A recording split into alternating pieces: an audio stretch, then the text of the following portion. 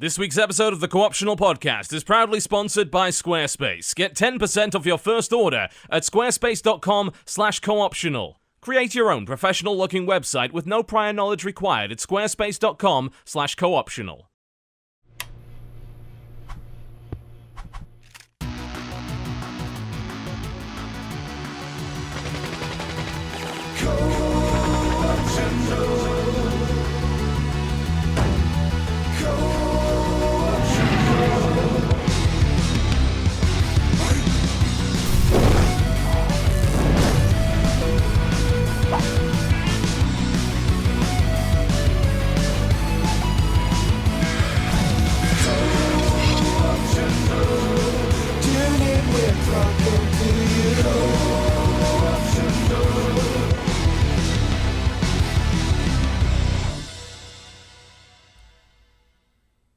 Ladies and gentlemen, welcome to the Co-optional Podcast for the 10th of Feb 2015.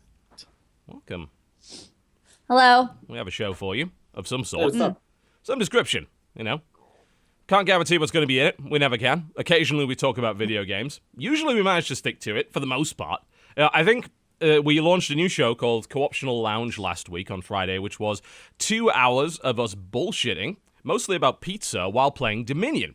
And I think that proved, beyond the shadow of a doubt, that yes, we can get more off-topic. It is entirely possible. So this show's actually not too shabby in that regard. Speaking, Jesse? What? You were about to say something pertinent. Nothing. I was not going to say anything about how Dodger and Crendor are notorious liars and cheats.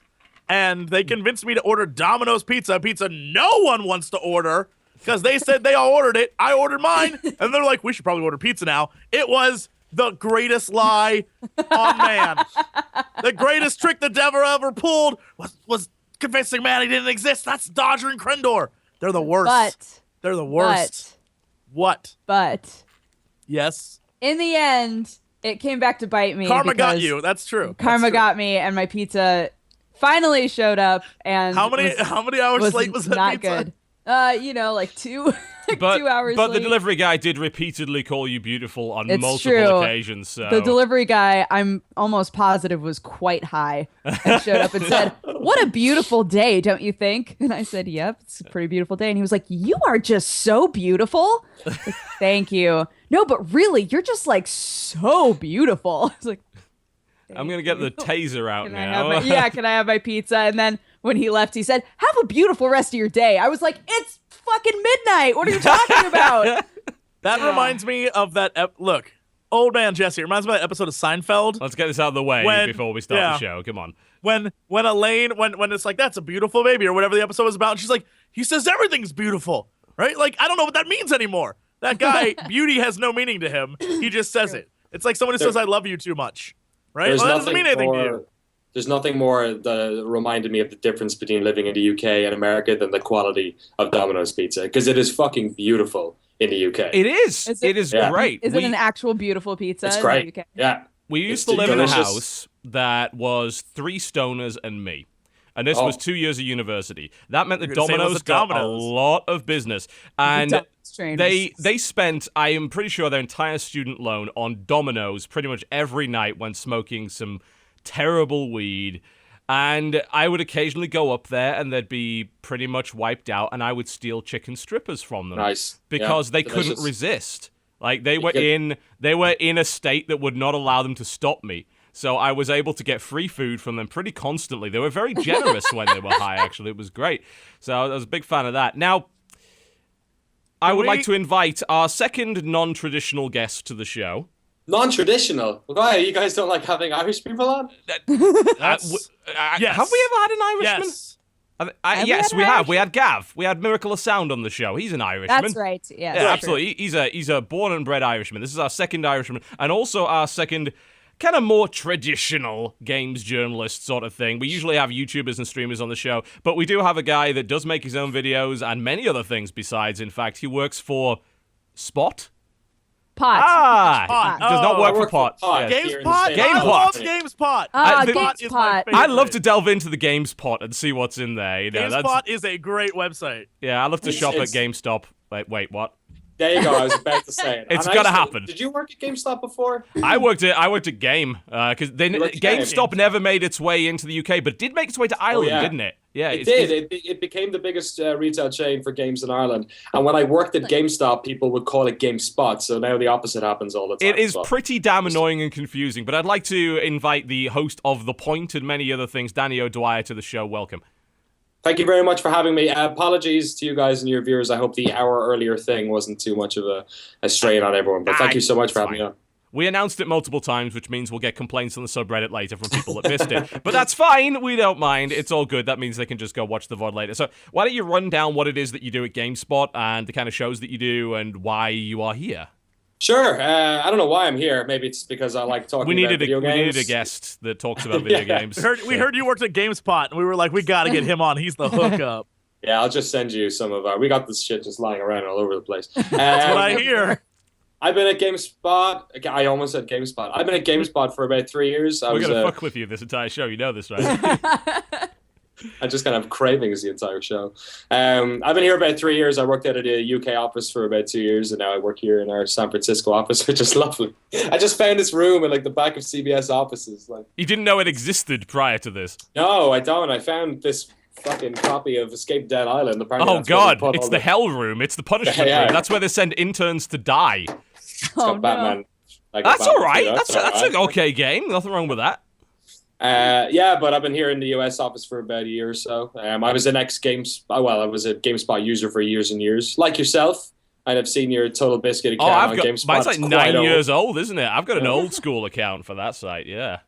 And I was in the user area for years, like big blogger, big like video uploader in there. And then I guess I eventually found my way into this industry. I worked in web development in London for years trying to break into GameSpot UK, and then eventually did. I got a gig there about 5 weeks before I was like, I'd thrown in the towel on games journalism and said, fuck it, I'm going to make websites in Dubai. And then they sent me an email like 5 weeks before I left saying, oh, we got this job for you. And I'm like, great.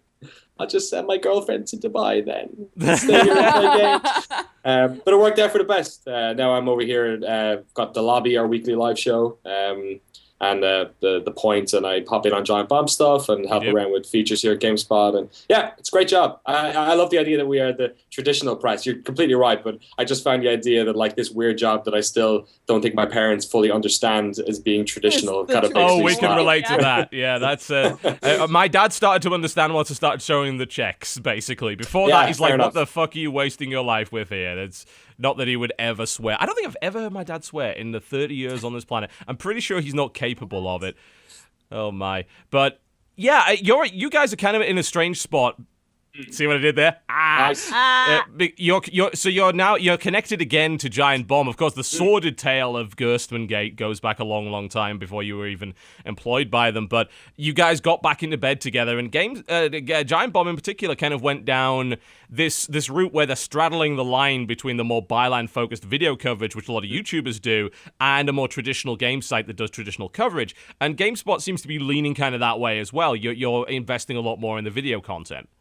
Yeah, I think Jeff Gerstmann over Giant Bomb really saw that sort of happening. They had some of it is to do with the fact that they just had a smaller team, so they had to lean on personality a bit more. But like they always pushed, talking about games that they were interested in rather than games that the meta SEO was telling them people were interested in. So I guess GameSpot is sort of like realizing that the realities of games coverage in 2015 are totally different to what they were 17 years ago when this site was founded.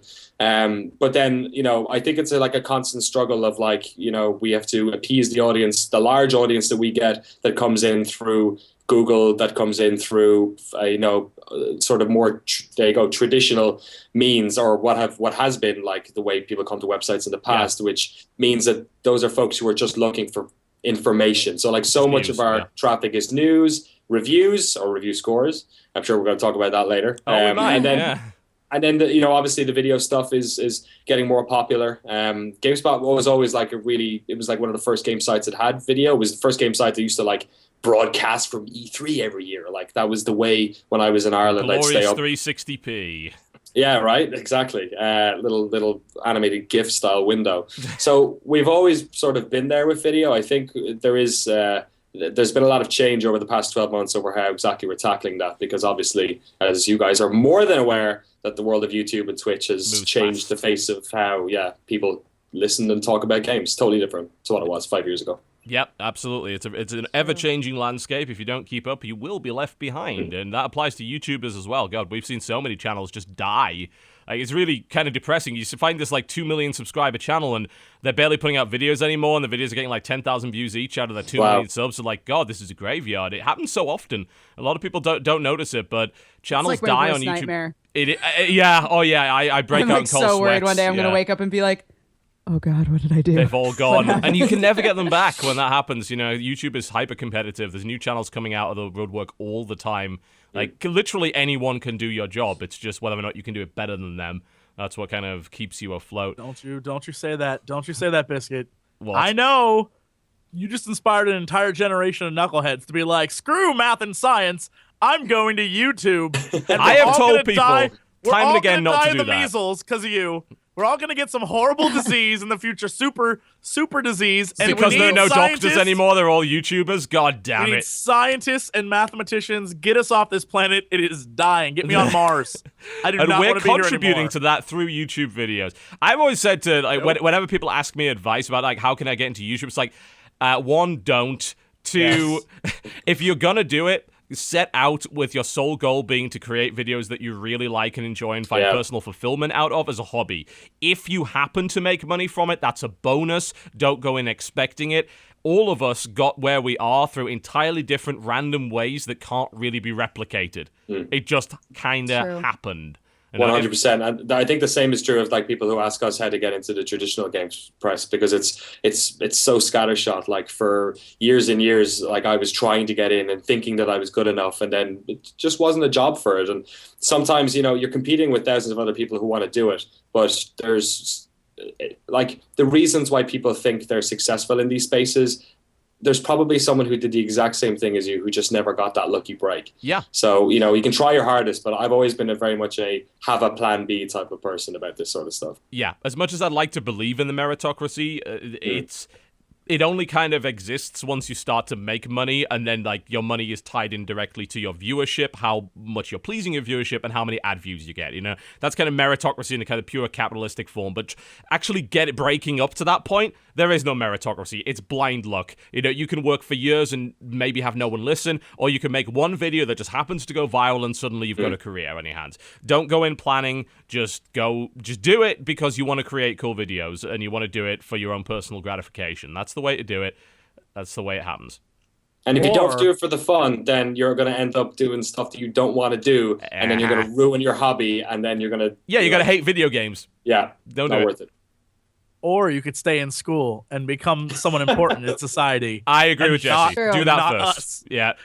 Look, I know in some people's minds, they think YouTube is celebrity and will be remembered forever. Oh, no. I get we're 5 on the years people will be like, Z-list, Jesse who? Trust me. Also, more importantly, scientists, those guys. Those are the guys that live forever. They're the ones who change the world. I got posters of those dudes all over my bedroom. Absolutely. Do that. In various erotic poses, I've been told.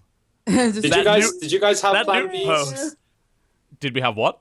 Plan Bs. Did you have alternative paths? I lived my plan B before I did this. Yeah, I was working at financial advisory, and I was a teacher. Yeah, you were a teacher. You guys were like, whoa, that's like a real job. Yeah, we did have real jobs. Both of you guys were planning to like do stuff that would still help people out. I was still looking to actually use my law degree on something, and now I'm just like, fuck that, video games. Yeah, it's pretty good. My plan B was, all right, if I move to LA and everything falls apart, and I never should have moved to LA in the first place, and YouTube just doesn't work out, then I'll just go to grad school and learn how to make armor, because that was my plan before I started doing YouTube. Armor? Yeah, because that's oddly specific. Well, because grad school? Why would you pay to go to grad school for that? Because in college, I was doing props and costume crafts, so like horns and tails and like just weird stuff like that. But what I really wanted to learn how to do was like all of the metalwork to make actual swords and actual armor and stuff for like like that. films and plays, that kind of Yeah, stuff. and in Ohio, there is a school. There's a grad program that you can get into for free as a fellowship if you like work hard enough, and then you can learn how to make like feather armor and shit. Ah, God, that's what I wanted to do. Feather armor? That sounds like where you like that sounds where you ineffective, like I would imagine. No, where you take armor and you make each piece of armor look like feathers, and then you layer them and like video game shit. That's crazy. I like that your plan B was essentially being homeless, but you got to make armor. Yes, that was my plan. Like, and then make lattes. You'd for make people, no money doing that, probably, but it since would that's be what every other awesome. person I went to college with did. Yeah. Oh man, that's so. I feel bad You guys for were gonna recommending try to Puzzle help people, Forge and I to was you not. now. Because I feel like I'm reminding you of the life you could have had with Puzzle I know. Forge 2. Yeah. Every time I play it, a single tear falls, and then I wipe it away angrily. Are you still you could be playing that sitting in game? your office chair with like just covered in sheet metal. It'd be beautiful. So happy. Are you still playing that game, Dodger? Because like, didn't we come to the conclusion bit. that game is really fucking difficult? It's very hard. Yeah. I can't. Every time one of those special dudes shows up and is like, make me a gold thing, I can't do it. I can't plan out the moves far enough ahead of time to be able to like get the gold thing made. It's a really cool game. Like, if you actually have the mind for a puzzler, Puzzle Forge 2 is really fun. But if you don't, it's a really cool concept. You get into it and you immediately realize I'm too stupid to play this. Yeah, real. I can make this copper axe. And anything more than that, you require anything fancier, I can't make it. I don't have the skill. I don't have the foresight. It's like playing chess with fucking ore. It's really difficult. I can do everything up to gold, but once it has to be gold, I need the whole floor to be just blank. And that's not going to happen unless I get that special item where you can be like, bomb everything, start over.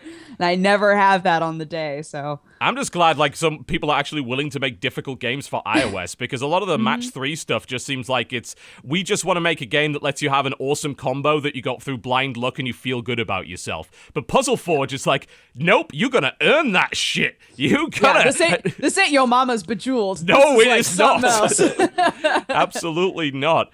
Speaking of match 3, and we'll get into the discussion on the main game, I'm sure, quite soon. I played Evolve Hunters, which is the free game that they put out on iOS. And it's surprisingly not awful. So not only is it actually like really like high quality, they use a lot of assets from the main game. They use a lot of voice acting from the main game and things like that. But it's actually a pretty fun, compelling match 3. So the thing that it's got a number of different things that it does differently to match 3. So kind of like Puzzle Quest, if you match 4 or 5, then cool things are going to happen. But if you match 5, it activates a special ability on the character whose color that you did. And everyone has a different special ability. But not only that, you can charge energy bars, which unlock different weapons that you can use on your hunters. So you get like level 2 on your assault, and he can use his lightning gun, which is an AoE that hits everybody. And you could go up to like level 3 and do orbital bombardments and stuff like that. And as you kill stuff, you occasionally get a crate, which unlocks mastery level, which you can then transfer and funnel into your main account that slightly increases the speed that you level up your evolved characters at. It's not by a lot. Apparently it's like 5 or 10%, but you can like pump up a character to like level 3 boosts in about 10 minutes in that game. Oh, wow. So it's actually kind of worth playing. But as a game on its own, it's actually a kind of fun match 3. And I think there are microtransactions, but there's no need to ever use them at all. Like, of course there are microtransactions. It's an iOS game. Yeah, and it's Evolve, as you said. You know, it's like, how many more layers can they throw at that shit? But I've seen no need to use any of the boosters or anything in that game. You can just play it straight up and play it as a match 3. And they have some cool little gimmicks. You get to fight the monster and it runs away. The monster's got special attacks. You can, it's got like a kind of tanking system because they can, monsters can target you individually. Like, you fight the beasts a lot of the time that you would run into as you're hunting the monster. And it's like, oh, I can use this ability to force aggro onto me. So it kind of plays like an RPG. And as I said, it's really like high production value. They put a lot of effort into it. It's fun. Like, even if you don't intend to actually play Evolve, if you just want to play kind of a cool match 3 with a sci-fi theme, Evolve Hunters is not bad. No, it's actually pretty Why do fun. you think it people right make now. these games? Like, Why do I yes, think- I'm also doing the same. Do you think like this is to get people to play the full game? Like, is it to just like No. make the brand bigger in people's? It's about having brand awareness on iOS. It's about having it doesn't need to be It's a the great same with the game. Dying Light app. It just needs to you be know? a game. Dying Light has an app that's barely a game, but what it lets you do is, and I should check my guys Drop actually a and see crate what game. Yeah, it's a drop a keeps crate you- game. It keeps you thinking about the game even when you're not at home playing. Yeah, it's running right now, actually. That's the Dying Light app. And you send out scouts to do missions. They get stuff, and you can send it to your main game in a package that you can pick up from the quartermaster. It pretends to be a game, but there's no actual skill involved in it in any way. But it reminds you, like, every 20 minutes, hey, Dying Light exists. I think that's kind of like its purpose. I have a question. Sure. Do you guys also think that part of it is so that they can say our demographics for Evolve are more? Nice. Because they look and they're like, okay, we want to be able to say that like our demographics for this game, cover men and women of a variety of ages. Like, what sort of games are like older women playing? And they're like, Match 3s. oh, they literally only play match 3. Okay, cool. We'll make a match 3 app. I don't know if maybe that has something to do with it. It could. I mean, there's so nothing that they look better. It might be. It might have something to do with that. And if they get even any conversion from that whatsoever, if it even interests like one person that wouldn't otherwise be interested, then maybe it's worthwhile. And if those apps actually sometimes make money, if they're set up with the right microtransactions. But like I said, like I've seen no reason to use microtransactions in the Evolve Hunter app. So, but it's just worth playing as a fun match 3 game with the sci-fi theme. And it's cool. They've got the original voice acting in there, and they use all the gun models as well. Like he'll pull out the lightning gun and just blast away with it. It's fun. It's pretty good. So shall we get on to Evolve then? I think have we all played Evolve at some point? Yeah. Yeah. Some point. At Haven't some played point. it since the new stuff's come out. Yeah, I played it this morning, and I put out a video which showed the amazing AI, which I can actually show you right now. I'll pull it up on the screen. Let's just say, I've been playing solo for the most part, because I wanted to level up my guys a little bit before I went into multiplayer and got absolutely destroyed. Let's just say the AI may at some point have problems. This is a video of me playing the assault guy with the rocket launcher, fighting a level 3 Goliath who has decided that he really likes the look of that wall and is going to do nothing but stare at that wall while I shoot him with rockets for about 2 minutes. That was... We were losing badly. Like, we couldn't even find the guy until stage 2. We had a really bad fight with him. He got out of the mobile arena. We tried to track him down. He got to stage 3. I'm like, oh, fuck, we're going to lose again. And we started the fight with him. He immediately kills our medic and our trapper. And we're like, we're fucked. Then he goes to the wall and stops moving. And I kill him with rockets, and I win the game. Wow. Yeah. So, I mean, it's not a huge issue because obviously it's a multiplayer game, but a lot of people are going to want to play the solo, and if it keeps doing that, that's a fucked up problem. That is not good. I have experience with solo as well. I think this game stands firmly on its multiplayer benefits. I think multiplayer is fantastic. Like, playing with friends, I think that is, without a doubt, amazing. The solo campaign, or whatever it is really, really frustrating in that the AI difficulty is all over the place. Sometimes your team is geniuses, sometimes they're idiots, sometimes the monster is a stone cold killer, sometimes he walks into walls. Yeah. Depending on who you're playing, and this is the problem that I had, and it really pissed me off, is I wanted to try the medic character, and so I was cycling through medics. The monster, much like I would assume, I think it's supposed to prepare you for multiplayer, much like I would assume a real person would do, goes after the medic, right? Like, because the medic's the one who can keep people alive.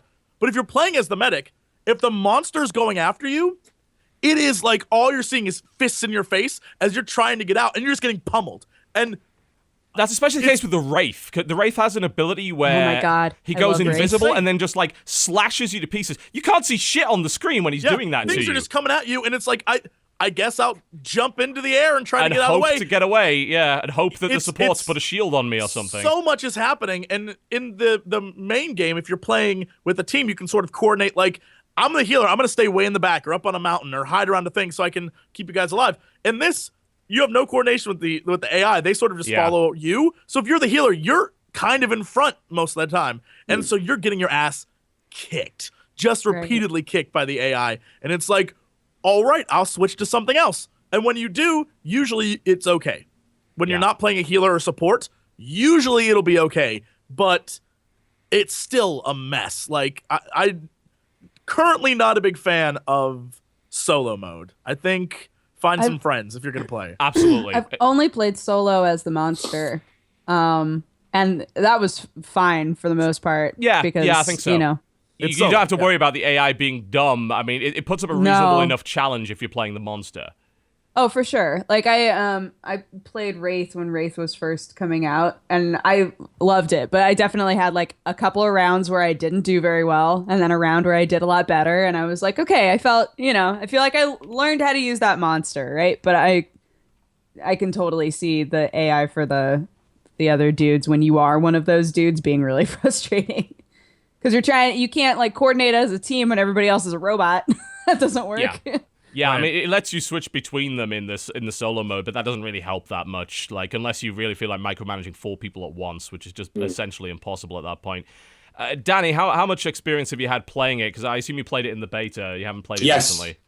Yeah, but we've had so much coverage on the site. Everyone else has been sort of playing it here at GameSpot, so I've been doing other bits and bobs. But yeah, I feel like I'm going to play a bunch this weekend, but we're kind of in like week 1 Titanfall mode where nobody really knows how to play this game yet. And ultimately, like what the back and forth is going to be like between folks who are learning how to play the different monsters and the different classes. Like a week from now, it's going to be so different that I'm kind of waiting until, I'm looking forward to this weekend when it's maybe there's a sort of a knowledge base around that game.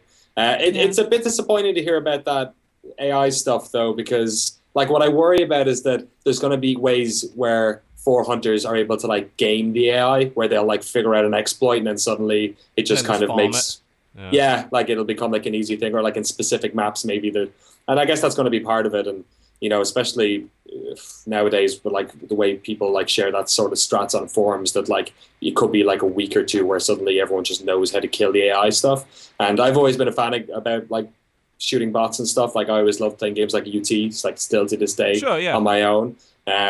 So I'm interested in that. I'm interested to see what it's like playing with randoms, because those games are always fun when you're playing with buddies. But like Left 4 Dead was a game that I genuinely enjoyed putting campaigns in with like 3 people I hadn't a clue who they were. And like dying was fun, and I'm not sure if dying is fun in Evolve. So I would say it's not. Like at least to my experience at the moment, it often involves getting pummeled by the monster, particularly the Wraith. I liked fighting that flying monster that has kind of artillery attacks. Like I felt like I could genuinely dodge out of the way of those things.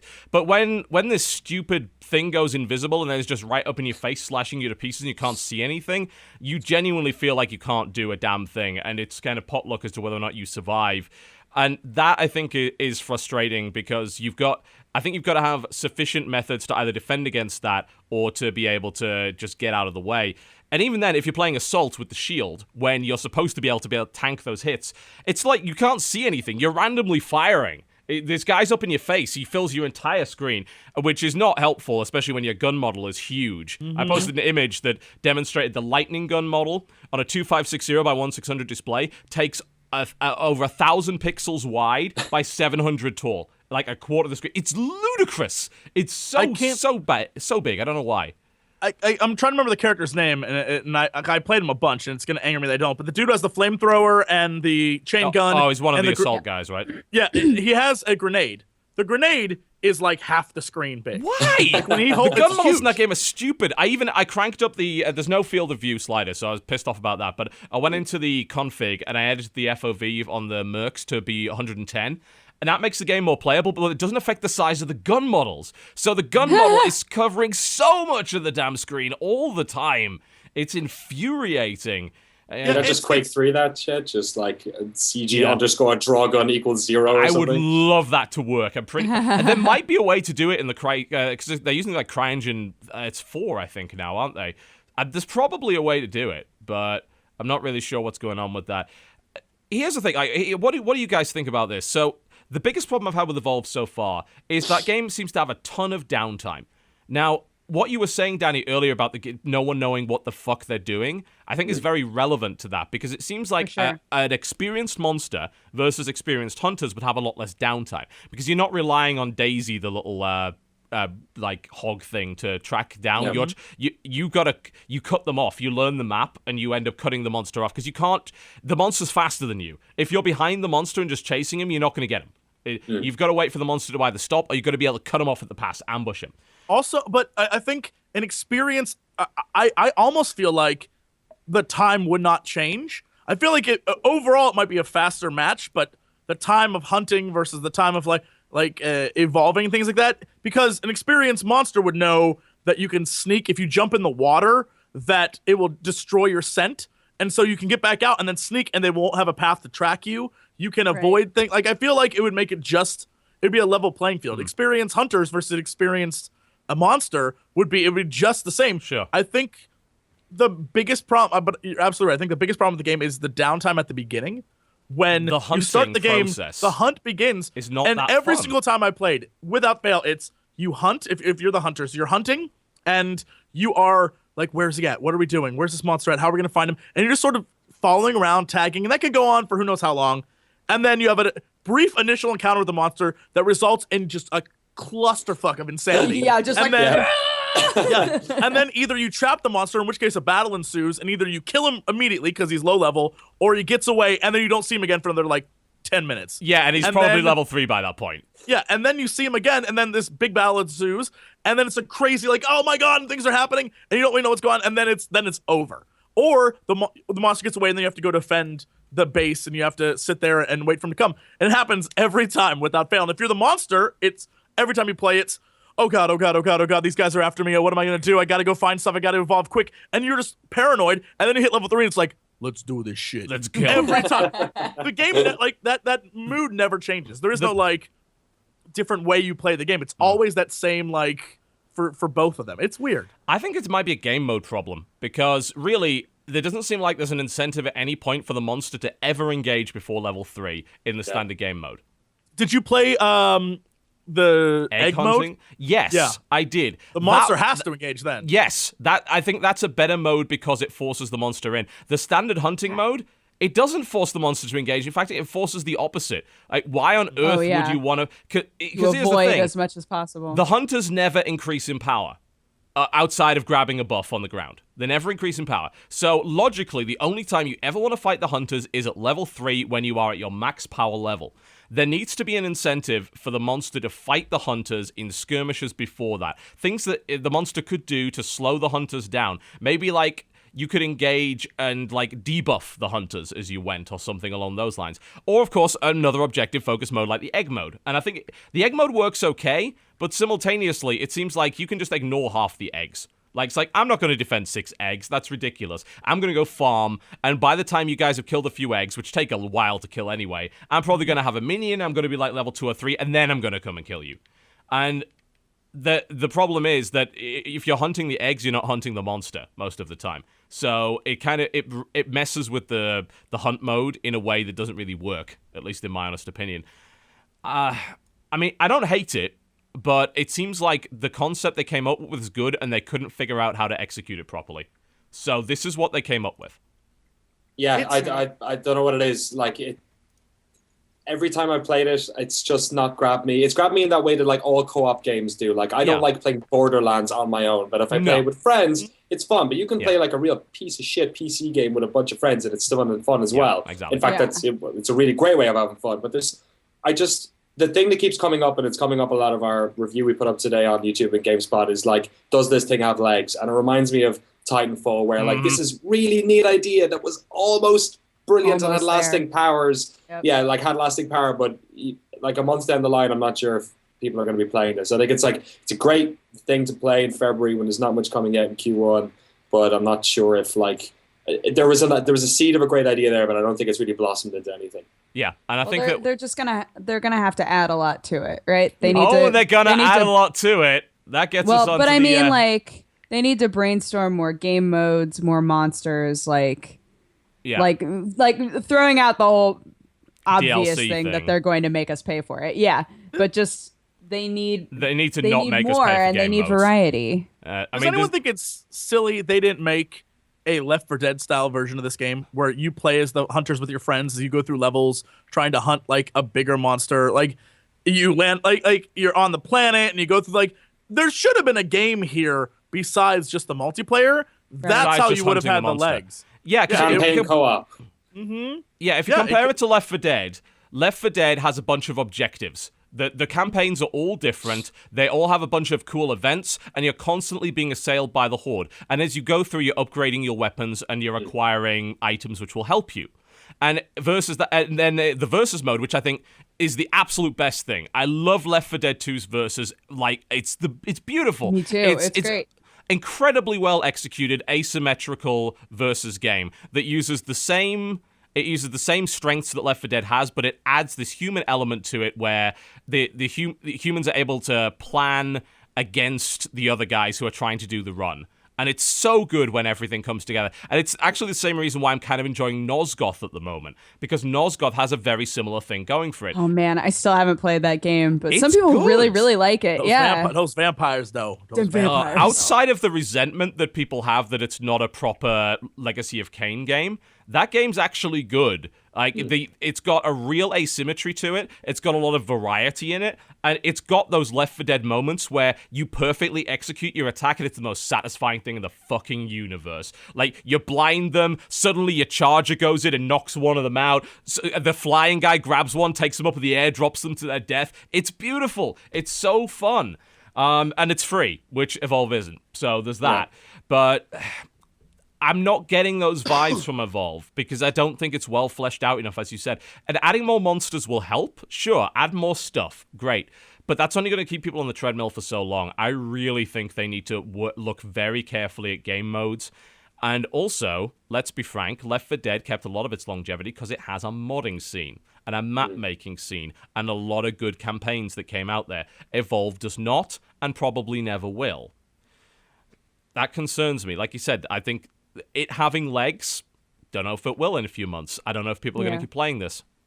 The thing I worry about as well is that, like, as Left 4 Dead was so good at, like, delivering unique experiences, like 6 months down the road, 12 months down the road, and they had to, like, create that AI director to make that happen. Like, they had to create, like, a subsystem that was playing with, like, what the player was expecting and, like, their skill level and all that. And when all that, or so much of that, rests on the person playing the monster, like, it's just random. So, like, I worry that really obvious strats will come out of this, and the only time you'll ever be not fighting a monster at level 3 is if somebody just sucks at the game. Yeah, right. I think you're absolutely right, and that sucks because it's the running skirmishes that make it good, and I think that kind of becomes reliant on the hunters, and I think maybe if we were to look at the silver lining, those running skirmishes are probably going to happen more as people learn the maps and figure out how to cut the monster off. Yeah. I was on Twitter last night, and I was like, this is running after Daisy Simulator. And this is all I'm doing. And people are like, well, here's the thing. Daisy's there to help you if you get lost. If you just follow Daisy, you'll never catch the monster unless the monster does something stupid. You've got to figure out where he is and then figure out a way to cut him off, because actually there aren't that many routes around the map. It looks like the monster can go everywhere, but he kind of can't. And he's forced into particular routes. Especially depending on which monster you are. Because some monsters can climb more, like Wraith can climb a lot, but some of the other monsters can't climb as easily. So. Yeah, that's very true. So there are actually paths that are limited to, and I think that the meta is going to evolve as people figure out how to do that. But I am very concerned about its longevity. I can't imagine it really having a lot of players in a few months. I think the DLC and all of the pre-order stuff has really pissed off a lot of people. That 2K have gone in really hard on that, more so than they should have. You know, I don't mind them selling cosmetics, but launching with a cash shop on day one, after charging $60 for the game and then saying, actually, you need the digital deluxe edition if you want, like, all the characters, and, oh, we've got this PC Monster Race edition that's like $100 that'll give you even more stuff, and there's this other edition, and then preloading is exclusive to one console, and then there was, like, a level skip that was exclusive to one console. I was like, I am lost now. I don't even know what I'm buying anymore at this point. Way too much. Yeah. I hate that feeling. Overboard. I hate that feeling of going to buy a game and then feeling inundated by just so many options. And then when I'm actually buying the game, I'm like, God, am I even buying the right one? Am I buying the right one? Like, what are I don't even know what these pre-orders do yet because I haven't played the game. Yeah. That's the worst thing. It's like, oh, it comes with this. What does that do? I don't know because I haven't played the game yet.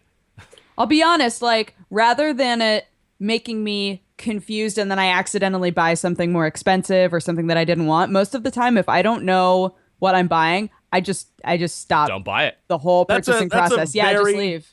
That's a very like well-known consumer thing. Like you never over inundate people who are going to buy something from you with too many options. Because the more options you give, the more people will just be like, I'm just going to walk away. Just guess I won't then. Yeah, totally. Like, I hate the idea of spending $60 on something and feeling like I got the cheap version. That's ridiculous. Yeah. Absolutely absurd that should happen. $60 should be the complete experience. If you want to sell cosmetics, I don't really mind. I'm gonna give them a pass on that because we know how game development works. Often the art guys aren't doing anything for the last 2 weeks or whatever, so they come up with some cosmetic stuff that ends up being pointless day one DLC. Fine, whatever. Make it a pre-order bonus. Make it day one DLC. As soon as you start selling other stuff on day one, that's when I have the problem. But yeah, I think we're kind of all in the same mind about Evolve. We should probably get together and play it over the weekend and see what's going on with it. But I have no doubt I'll have some fun with it. I don't think it's a bad game. I think that I love the asymmetrical aspect of it. Playing the monster is a great deal of fun. It reminds me of Giant Citizen Kabuto, especially when you play the Goliath. It's absolutely that. They literally nicked half the fucking abilities from it. The ground pounds from Giants, the flame breaths from Giants. Oh, the Goliath? Yeah, the way that you evolve and level up is by eating animals just like giants, which is great. I'm cool with that. If you're going to be inspired by a game, be inspired by giants, because it's a fucking awesome game. You just played 4 hours of Giant Citizen Kabuto to even get to that part. You do, actually, yeah. You've got to, that because it was the last bit in Giants. Yeah. After the Sea Reapers, after the Smarties. Yep. God, they should make a HD re-release of that game. I played it with a graphics mod, and it still looks pretty fucking good. I'm going to be honest. Awesome. You can still play it in modern resolution. The lighting in that game's still great. And it still has a bit of a multiplayer community left, because that multiplayer... Really? Yeah, the 3-faction multiplayer that was 5v3v1. So innovative. Really, really cool. I don't think it's ever been done since. That's a weird... Yeah, there was a weird year. There was that year... It was the same year Sacrifice came out on PC as well. There was a... bunch of real Sacrifice. That we did. Me and Dodger did a video on that 3 or 4 years ago for the original Game Station. We're this game is incredible. I go back to that game every once in a while because there's always things to discover thanks to the branching campaign. I haven't seen all the endings yet. I'd love to. That you can get all sorts of crazy shit. I'm downloading that game again. I'm gonna play it this weekend. It's gonna be great. Looking forward to it. I fucking adore Sacrifice. So good. Yeah, it's smashing. Absolutely smash. And still looks great to this day because its aesthetic is timeless. They used a really cool graphic style for that game that really still works. Oh, man. So good. Yeah, so that's Evolve, I guess. Right. Are we going to do the inevitable Dankus Dungeon discussion now? Or... Dankus Dungeon. Oh, F that game. F that game. Yeah, Jesse, I heard the Salt came out when you played Darkest Dungeon. Oh, does that surprise you, though? Not the Salt in any comes way. out when Jesse plays every game. Not in any way. That game's stupid. That game's Salt. stupid. All right, come on. Let it out. Give us the Salt. We want to hear. Nothing. It's stupid. It's a game designed to be stupid, created by stupid people who are stupid. And this I is hate why he's them. not a games critic, by the way. I will simply say formal review. I think 9 out of 10 would not buy. Let me just say, it is a game designed to cause you great emotional distress and designed to have traps spring up on your people for no goddamn reason. Well, while you're just trying to get their paranoid asses back to the damn town, because all you want to do is get that effing treasure, but somehow your stupid Dodger character is always drunk in the corner while your TB guy doesn't do any damage. You hire all these other people. You hire 11 people. All of them just die because, you know what, F it, we're going to go fight a necromancer who summons infinite skeletons. How many fucking skeletons are in the room? Did we fight him in a skeleton room? Why did we fight the necromancer in the skeleton room? Doesn't make any goddamn sense. Stupid game. Stupid game. That is exactly the reaction I expected for Darkest Dungeon. I think it's what they were going for. I gotta be honest. It's a game about stressed adventurers, and it makes you a stressed adventurer as you play it. That's one of the only early access games I got into and actually played a good deal of. It is, in its current state, a pretty damn good game. I think it's going to be a pretty damn great game when they're finished with it. It is beautiful. Danny, have you had a chance to play it? Updates all the time too. Yeah, I wish I'm talking to you after I spent the past 5 days in bed with tuberculosis. Actually, No. I've been TB watching strikes people play- again. TV strikes again. I've been watching streams and watching videos and whatnot of it. It looks absolutely smashing. I think it's gonna tickle that same thing that like Rogue Legacy tickled with me, where I love the idea of like peons in games having characteristics that you have to like manage. It reminds me why I'd be a so shit frustrating manager but for awesome. parents. Yeah. Yeah, it's like each character becomes very unique in that respect, and they just build up stuff. The streamer thing right now that everyone's kind of gone on the bandwagon of is they name their characters after subscribers, and then they just they just murder their subscribers. It's great. I'm running out of YouTube personalities. Bad doing that. Yeah, Krendor just died in my last run, and he was like my top level crusader. He just got wrecked. And Jenna's dead too now. So my wife's dead. One of my friends is dead. It's really quite depressing. I should probably start naming them after people I hate as opposed to people I died like. a while ago, right? Oh yeah, you died in the first 2 runs. You were a jester and you ended up doing stupid shit and tanking and just got murdered. But the cool thing is it is like Rogue Legacy, except it's a genre I enjoy. I like from a critical standpoint, I said, yeah, Rogue Legacy is a good game, but I don't like it because I don't like the kind of uber hard platformer nonsense and I'm terrible at it. But this is a turn-based battle RPG. This I can handle, and I like getting tactical in that game. But there's a lot of dice under the hood. Let's be honest. Let's call it what it is. There's a lot of RNG in that game. You can tip the dice in your favor, you can make the right decisions, and you can still die because the game fucks you with the dice rolls. It can happen. And if you're not willing to tolerate that, get the fuck out of the Darkest Dungeon and never play it again. Because it looks like they're not going to change that. That's actually a core of what makes watching the game compelling. That's why it's a very popular game on Twitch, because you can fuck up and it gets really stressful and tense. Because if I don't hit this guy, I'm dead. And then it's just you get an uber crit and everyone in the chat's going, yeah! It becomes a spectator experience. I find it really compelling, and it gets frustrating when people die. It sucks. But you want to get back on the horse. And I think the cool thing that game does is it always lets you do that because people are expendable in that game. You can just recruit as many people as you want for free. So you can just keep doing runs, and eventually you might get a bunch of characters that are strong enough and fast enough to be able to beat the dungeon. And then they're going to just show up with syphilis. Fuck those characters. And they're like, hi, I want to join your team. I have some pretty good abilities. And I'm like, cool, you're hired. And then I'm like, oh, fuck, you have syphilis. Really? You're starting with syphilis? God damn. This makes me so angry. That's the only time it's ever going to be said on the show. That game's a little bit too much like OkCupid in that respect. Just Well, one of the ways that you can de-stress is going to the brothel, and who even knows? I don't know what the percentage possibility of getting syphilis is, but it happens far too often. It I have too many skyrockets when you characters get who to are a like, brothel.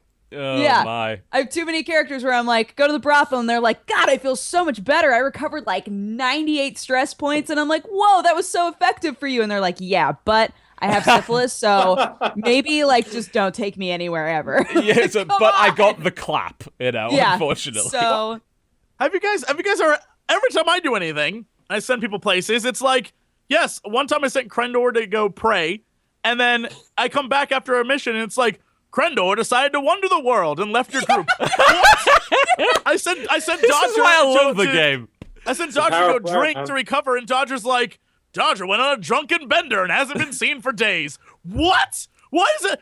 Dodger lost the first ancestral item in a gambling hall. It's like, that was amazing. That was my first ancestral level item, and you fucking gambled it away, you stupid bastard.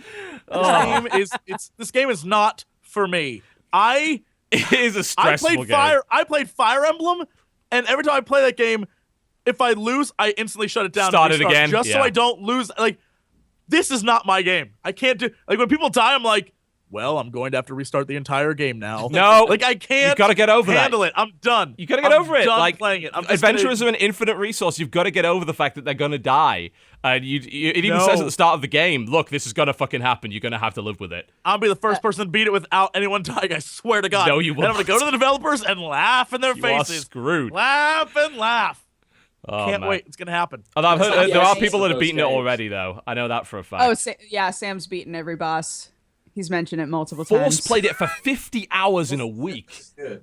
He went What? hardcore. Syphilis is good. Syphilis is not good. Don't even try to spin that shit. All right, I'm going to take that quote and I'm just going to plaster it all over the internet. Syphilis Strippin is says good. syphilis is good. Syphilis is good. 2015. Box quote. That's a great box quote. Oh man, if I could convince them, I think I could probably bribe the dev to get that as a box quote. Hell, actually, I can do a recommendation. I'm top curator on Steam. Here we go. All right, where's Steam? There you go. This is it. Satellite I'm going to do it. I'm going to put this on their front page, and they're going to have to live with it. Oh, I love my power. Oh, I'm the only person in the world that can do this. This is Ethics, amazing. man, come on. We're doing it. Ethics? Yeah. You Jesse- fool. You fool. You don't think that's ethical? Hey, I got a box quote for what was it? Shadow Warrior, where it's like, this game is better than Half-Life 3. And it's been there for a year. You're kidding me, really? Yeah, it's there. It's an official box quote. Half-Life 3 is like frequently on the top 10 searched for list games on GameSpot. Amazing. And they find even on the nothing. database. They think that you know the secret or something? Like you're hiding it from us? Is that how it Buried is? somewhere. Yeah, somewhere in Knew the it. server is a little gif of Gabe Newell rubbing a box with a date on it. Recommendation, Darkest Dungeon. Uh-huh. How do you spell Yes. syphilis? SYPHILIS. Shut. Whoa. You spell it however you think it's spelled, TV. No, I'm going to Google it because I'm not stupid. Come on. Sith Lord, but with Elise at the end. People are like, what Syphilis? the hell's syphilis? Like people All right. So the quote's going to be syphilis is good. That's going to be the box quote, right? Right. Right? Yes. That about it? Okay, cool. Should I also call it Jesse Cox Salt Generation Simulator? that should be a tag for it. That should be a Yeah. All right, here we go. just make a Cool. whole tag. It's done. It usually takes a couple of minutes to process, which means we can go to a break, and after the break, on its front page, it will say syphilis is good in quotation marks. My work is done. I can leave the industry happy. All right, we're going to take a short break. And when we come back, we're going to talk about other games that we have been playing this week as the indie scene rallies against me and destroys my career. You're watching the Co-Optional Podcast. A word from our sponsors. Before we go, by the way, an announcement. I guess it's not really important to you guys, but Squarespace have been so happy with your response to the ad campaign that they have extended it over the rest of the year. So you're going to be hearing some more Squarespace ads. I'll be writing some more stuff. Big thanks to our sponsor, Squarespace. Thanks for the cash. We like you. And as a result, I have a new ad for you right now, which I hope you will enjoy. You're watching the Co-Optional Podcast. We will be right back. Don't go anywhere. Ladies and gentlemen, you're tuned into 95.5 The Weasel in the evening. Coming up later in the hour, we'll be hearing the smooth jazz styling to the Big JC live here in the studio. But first, we're taking your calls on life, love, and anything else you're struggling with. Caller, you're on the air with The Weasel. What's your question? first time caller, long time listener. There's this girl I like. See, we'd be perfect for each other, but I can't get her to notice me. What should I do? Caller, have you considered Squarespace? Squarespace? Yes, you can build a website for her, profess your love in a way that looks great on practically any device. She can check it out on her phone, her tablet, her computer. She'll see your love in crystal clarity. Next caller, hello, you're on the air with The Weasel. Hello, my name's Fake Dodger, and my home has been taken over by cats. There are just too many. I have no idea what to do. They form some sort of military hierarchy, and I think they're planning a coup d'etat. Obviously real Dodger, have you considered Squarespace? Squarespace? With Squarespace intuitive e-commerce features, you can sell the cats immediately to whomever you'd like, ensuring the miseries inflicted on others. Next caller, you're on the air with The Weasel in the evening. What crippling life problem are you suffering? I have a crippling obsession with FOV sliders and it's ruining my life. Crazy man who sounds strangely familiar. Have you considered Squarespace? You can create a website about FOV sliders and I'm sure nobody in their right mind would visit it, but share your idiotic desires with the world and get 10% off your first order at squarespace.com/co-optional. You'll even be supporting the podcast and The Weasel when you do it. Squarespace. Create a website with no prior experience required for as little as $8 a month, and you can even start a free trial with no credit card required. Business, blogs, portfolios, stores, and more. With intuitive and powerful functionality, the only limit is your capacity for ideas. Sign up today at squarespace.com/co-optional. Squarespace. Build it beautiful. Ladies and gentlemen, welcome back to the Co-Optional Podcast. You heard in the break the sounds of Little V Mills with a wonderful track called Chaos Incarnate. You should check out his channel. He does a bunch of remixes and kind of metal covers of Killer Instinct songs, and they're all fucking brilliant. They are so good. They're so good that Mick Gordon, the composer, comes in and comments on them every time one comes up. They're that fucking good. So check him out at youtube.com/littlevmeals. All right. Talk about more video games. So I heard there's a person that works at a video game company that talks about video games. So I should probably and weed. Yeah. Yes. GameSpot. Pot. Oh, that GameSpot. Indeed. Danny, Yes. what have you been playing this week? What's been going on? I've been very sick. For the past couple of days. Handheld games? Get over it. Mobile games? Some handheld games. All yeah, right. I know. I've had like the fucking flu, and I'm complaining about being sick, and TV's sitting there who's like It's pretty fine. sick for a while. Oh, relax. Doesn't matter. I played a bunch of iOS stuff. I'm mentally sick. Wait, that doesn't sick in the count, head. Jesse. Quit interrupting. I don't want to talk about iOS games. I don't want to talk about my problem with fucking Desert Golf, which I've been like playing nonstop for about a month. I want to talk Desert about Golf? Yeah, do you play Desert Golfing? No, what is I've heard a lot about No. this. Come on, you No, gotta talk about Desert we Golf. want you to talk Oh, about Desert shit. Golf. All right. Do it. So Do the dude who made Desert Golfing is like it's like $1 on iOS now. Okay. He basically liked the game Journey. It's like a beautiful experience. amazing You walk game, and, incredible. but it's really good for reasons which are probably not necessarily tied to the actual gameplay of what you're doing. So he was Probably like, not much to do with golf, I would no. imagine. So he thought, what happens if you made a game where you're like traveling, you're going on like a sort of a journey, on your own, but in your own mind, along a long distance, but you're playing fucking golf the whole way. Desert golf. Done. I'm currently on hole. I think I'm on hole 2,500. And What the it's gone all fuck? purple and shit now. You just play golf. You just hit the ball into the hole. It's just simple physics. But I've done just like physics, 2,000. man. It's just physics, but it's like so fucking addictive. And every once in a while, you'll like come across a stone or a cloud. Once there was a cloud. Once there was a tree. Apparently later it turns to grass. I don't know why it's purple at the moment, but I cannot stop playing this game. It's like super fucking addictive.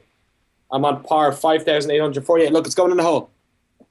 Well Yay, done. I went in.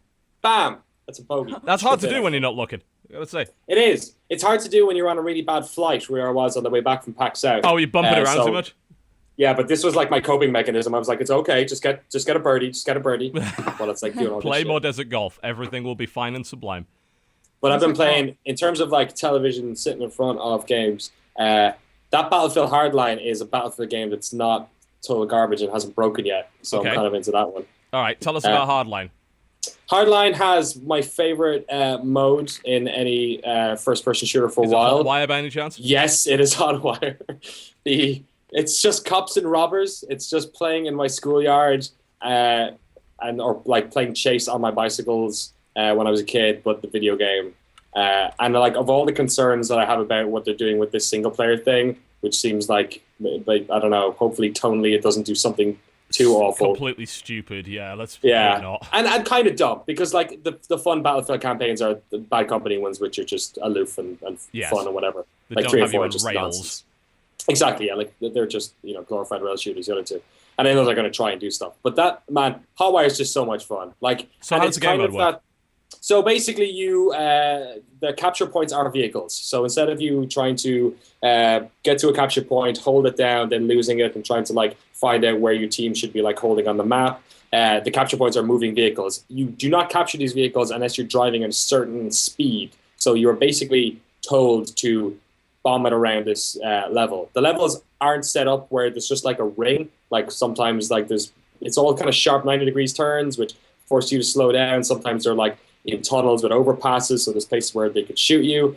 And basically you're driving with like a bunch of your buddies just hanging at a car with like grenade launchers and shit, and then That everyone sounds else is really trying to fun. shoot you. It's The- great. The single reason why that is an amazingly fun mode is the addition of them adding radio stations or music to the cars. Other than that, I can imagine it being a lot worse if that one little thing, but because you can drive down the road like listening to all sorts of music. First off, the fact that they have the Ripper as a song, which is just Judas Priest, you're just driving down the road, screaming like as you're gunning down dudes. It's like the Ripper, and you're like, yeah. It's so much fun. It's great, and I made the video I made for that game is literally 10 minutes long, and it's me running people over, gunning people down to that song. Watching it right now on and the screen. That's it. That's literally it. You just drive around and you kill people, and that mode is so much fun. I totally agree. Couple it with like right now, people don't really know how to play it. Like we were saying with Evolve, so people are like you can actually win it really easily by just driving around. And if you stay out of people's way enough, they actually won't bother come and get you because everyone wants to get in the car. So at the moment, it's kind of all over the place. But yeah, it's got that that dumb feeling in Battlefield Vietnam when you were just listening to like not like Creedence while you were just Yeah. Like, it's got that feel. Yeah, it's got that like just silly fun feel. I like Battlefield, man. I love that series, but it took itself a bit seriously for a while there, and they need to step away from that. The one worry is that when this game comes out, like 4 is just completely like that's not okay. It's unforgivable. It's still not fixed. We have folks like massive Battlefield fans who have gone in like over the weekend just to see what it looks like, and it's still broken in places. Yeah. I gave up when I started falling through the floor into these underwater oceans that I couldn't escape. It was the stupidest shit. I'm like, why aren't I just playing 3?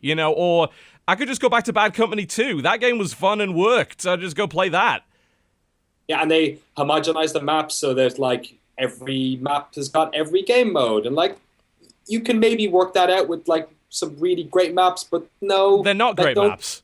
No, and they've gotten rid of the jets, so that's taken away the sort of the nonsense where if you had a couple of good jet fighters, it'd like totally kill the game for anyone who wanted to do any other type of transportation.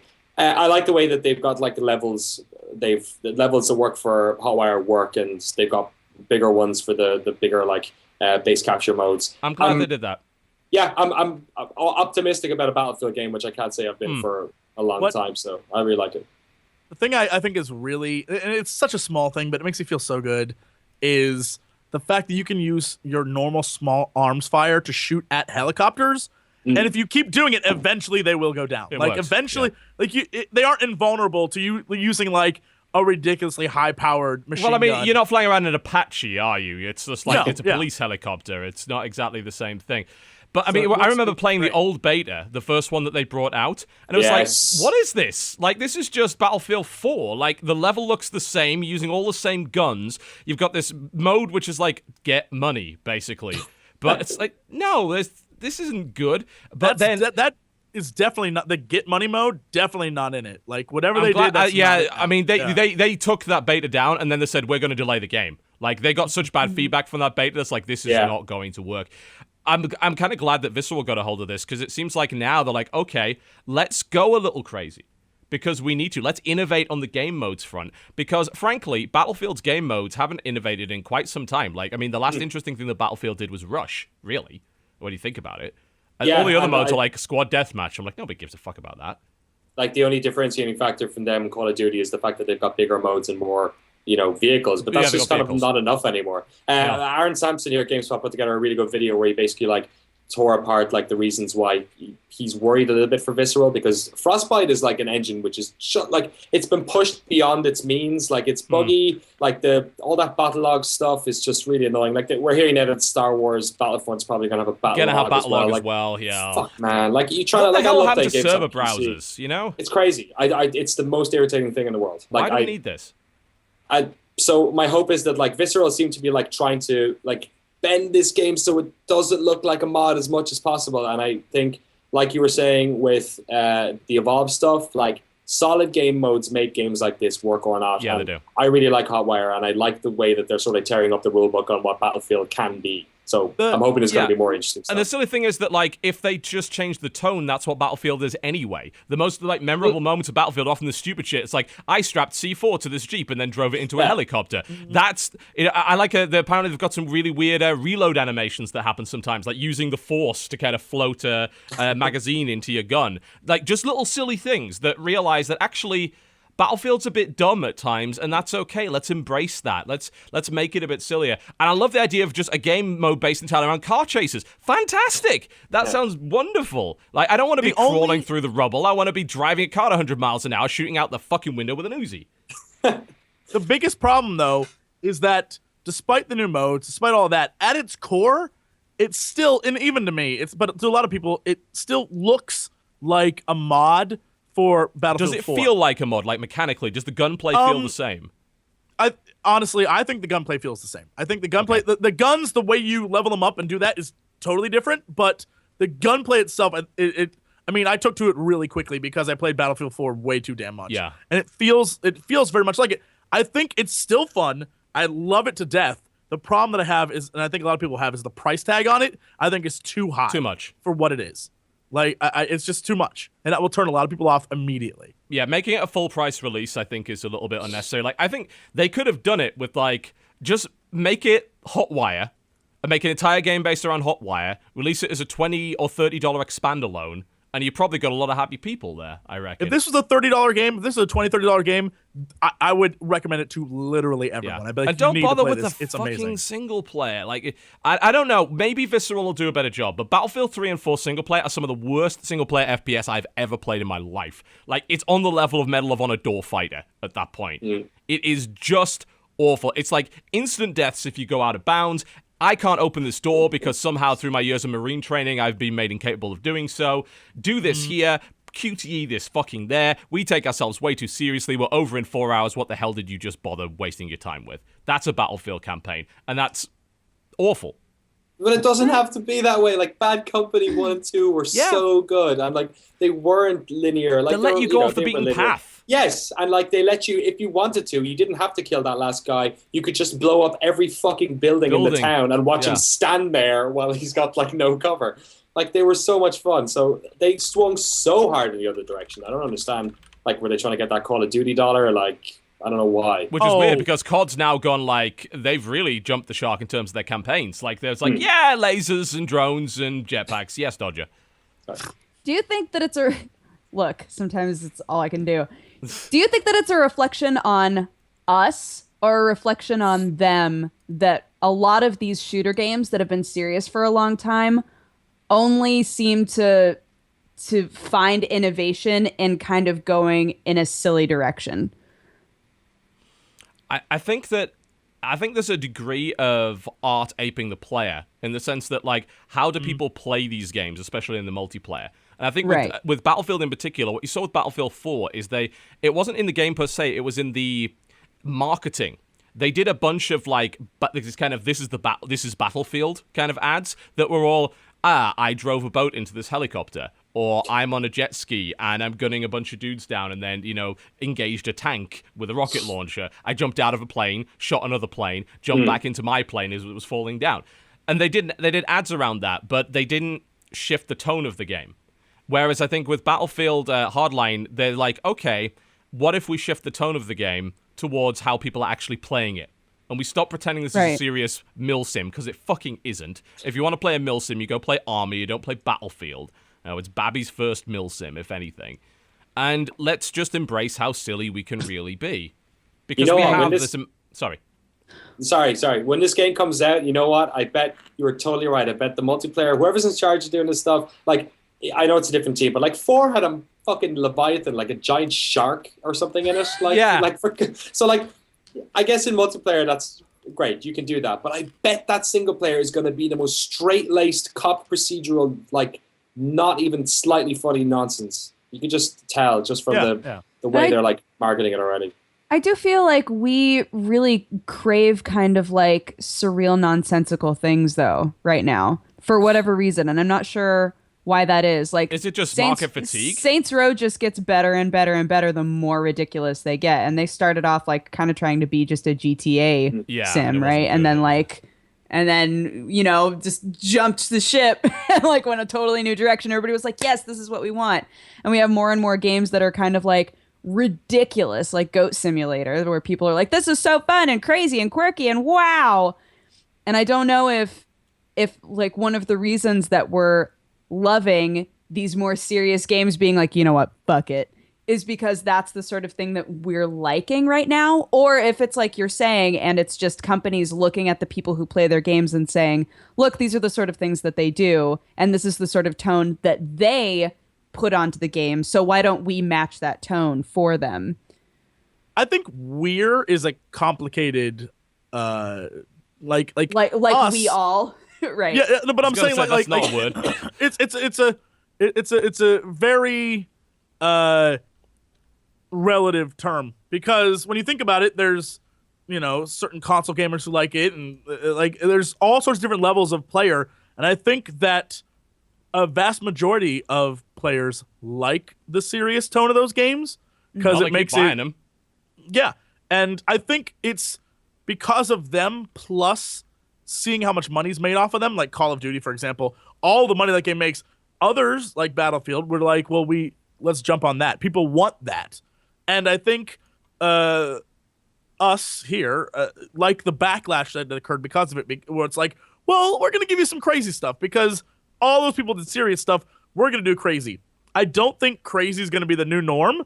I think every once in a while they'll swing back to like, we have to do serious stuff again. And then we'll get that crazy game every once in a while. And that's what'll keep things sort of like balanced.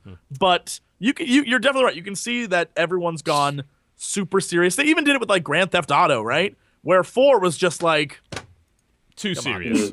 Yeah. Come on. And then they went to 5 and it was like, we're going to make some asshole characters and a really crazy like LA world. And it was like, all right. And people could accept that a little bit more. And I think, that escapism, people want that more in games. And I think a game that is cops and robbers, they had to do a little escapism kind of, because the fact that the game, with things like Ferguson and stuff, the fact that the game was immediately like, the cops run in with guns blazing. And even the joke that we did, big response to that as well, like the media in general and gamers as well. I don't think it was totally unjustified. It's like, is this really what you want to be doing right now? Like, really? You could not. How about you don't? Like the joke Krendor and I made when we were streaming it is every time we'd go do the bank heist mode, we'd run in as a cop and be like, we'd always start off with like, it's my last day on the job, goddamn criminals. And we'd run in and as we're shooting guys dead, we'd be like, you're under arrest. And we just like, that's what it is. We arrested you with bullets to the face. Right. Yeah. They're not moving, so they're not resisting. There's zero like attempt to arrest anyone. However, the cool thing is you can if you want to. Even though it's not required, you can get tasers. You can knock guys out instead of killing. Like, you see, that's interesting. Like, I want to see another SWAT game. Yes! SWAT 3 and 4 did that. That was a police game done properly, because it didn't reward you for gunning everybody down. You've got to take the high road. That's what makes it interesting. Anyone can gun a fool down. It takes a little bit more work to sneak a camera under the door and knock them out with like a beanbag shotgun and cuff them to a railing. That takes some work, and that's what makes that game interesting. And if I wanted to see, and it's not going to, but if I wanted to see anything out of the single player, it would be something like that. At least some missions where you're forced to go non-lethal. That would be lovely. I love games that give you that option and that sort of a thrill of like, I could have killed you, but instead I'm going to do this really elaborate thing that makes it so you never even saw me. Yeah, that's gratifying. That so is great. what Dishonored did very, very well. It was a game where you're an assassin, but you got more benefit for not killing people. Like the less people you killed, the game changed because you were just like, I'm gonna do some really crazy shit. Like instead of kill you, I'm gonna burn a thing into your face so everyone knows that you're like a traitor. But you can live. That. And like it's so cool. Like that's really cool. I think any game that encourages you to take the more elaborate route and rewards you for doing that, but still lets you take the easier path, is great. And that's actually what Dishonored was in a nutshell. If you took the easy path of just murdering fools, the game kind of punished you for it. Because by the end there was guards everywhere. Level. Yeah. You increased the chaos level, you got the bad ending, Can we do a callback to Far Cry? If you just sit in that room. The Far Cry 4 secret ending? Yeah. No spoilers, but if you just... it's great. That was the smartest thing that game did. Stuff like that. It was just like... I love that. Yeah. Beautiful. I'm hoping Hardline's gonna. I remember seeing a demo around E3. They had a single player demo. I think it's like out there. I don't think it was a behind closed doors thing with the single player where like they're showing you, you can take route A, route B, and some of it looked pretty superficial and it wouldn't make a difference. But I do remember there being a thing where if you like detain people, you got some sort of benefit from it. Now how often they're going to do that during the game is up for whatever. Like they often try and like do these guided demos to try and ward, press off from thinking that it's going to trust, after Aliens, you can't trust it anymore. Oh God, yeah, that happens more often than you'd like to think as well. That So like, you vertical always slice. take this. Take all that stuff with a pinch of salt. So I totally hope so. What I hope more than anything else is that whatever Ken Levine's doing, he somehow got the rights to SWAT and make it SWAT 5. Because goddamn it, that game is fantastic. That'd be amazing. I love it. Cable ties, just a bag full of cable ties. You can just go. Yep, equip Both 50 arms cable together. ties and just go Yeah. for it. Are you been playing anything else this week during your sick time? Yes, GameSpot's PC Game of the Year from 1998, Grim Fandango. Oh, yes. That's a great game. That is a great game. I want to watch a stream of somebody played this game who's never played it before. They won't get anywhere. I I've guarantee never it. played it. Oh, you should do it then. Yeah, Dodge has been doing never- streams this no. week of things that are Anything of it. frustrating. Grim Fandango counts at times. No. Oh, Dodger. Games nowadays, hold your hand. This is from like the old school levels of like Myst, where it was like, you want to figure shit out? Enjoy. Figure shit out. I loved like, this. I loved oh my god, it's next level. Like, I would watch that. Look. I don't Oh, yeah. watch your garbage, but that'd be the first thing I watch. I understand. Yeah, Yes. it's I'm completing these levels not through like looking at all the objects and what I have in my inventory. I'm completing it because like I'm like going back to like my 20-year-old brain or something, going, what was like? I'm literally was trying to it? remember what the fucking weird thing that I did years ago when I tried to complete it, because it's so nonsensical. Because at least Monkey Island is like grounded in like pirate reality, which you kind of have an idea of like the tropes that are in this. But this is like, what is it? Dia de las Muertes? Is that? Yes. I don't Yes, something like speak that. Spanish. Day of the Dead, Um, man. Day of the Yeah. Dead, and like film noir, and it's so obscure. Like some of the stuff you have to do, like get a cat made out of a balloon and then put it on the roof with like breadcrumbs, and then it's like none of it makes. I remember like going into like the Forest of the Dead or whatever it's called, and doing that thing where you have to pick up the sign and put it down and see where it points. I think it took me like 2 weeks when I tried to do it back in like '98, and Right. so like going back now is just like this education in using game facts again, Yeah. because I'm just like this all the time, going, oh yeah, that's, I don't know how the fuck I was supposed to think of that, but okay, sure, I'll do that. I think Grim Fandango is one of the biggest examples of things I've always complained about, which just kind of kills my ability to play point and clicks, which is, in order to solve a lot of the old school point and clicks, things like Discworld, which was just ridiculous in the God. same way, is you've got to be exactly inside the mind of the point and click creator, and if you're not on Right. his same logic wavelength, which you never will be because his logic wavelength is fucking insane, that you just will not figure it out without help. And it got to the point with Discworld where I went to Game Flax. I'm just like, I want to see Yeah. the rest of this game. I'm not going to be fucking stuck here. And it's like, oh, it's that. Right. Well, if I think back in the mind of a crazy person, then maybe, just maybe, I could possibly understand what the hell you're talking about. But yeah, point and clicks fall into that. It's a big problem with old school ones, really. Did you play the HD re-releases of Monkey Island at all, any of you? I did not, because I'm terrible at that genre.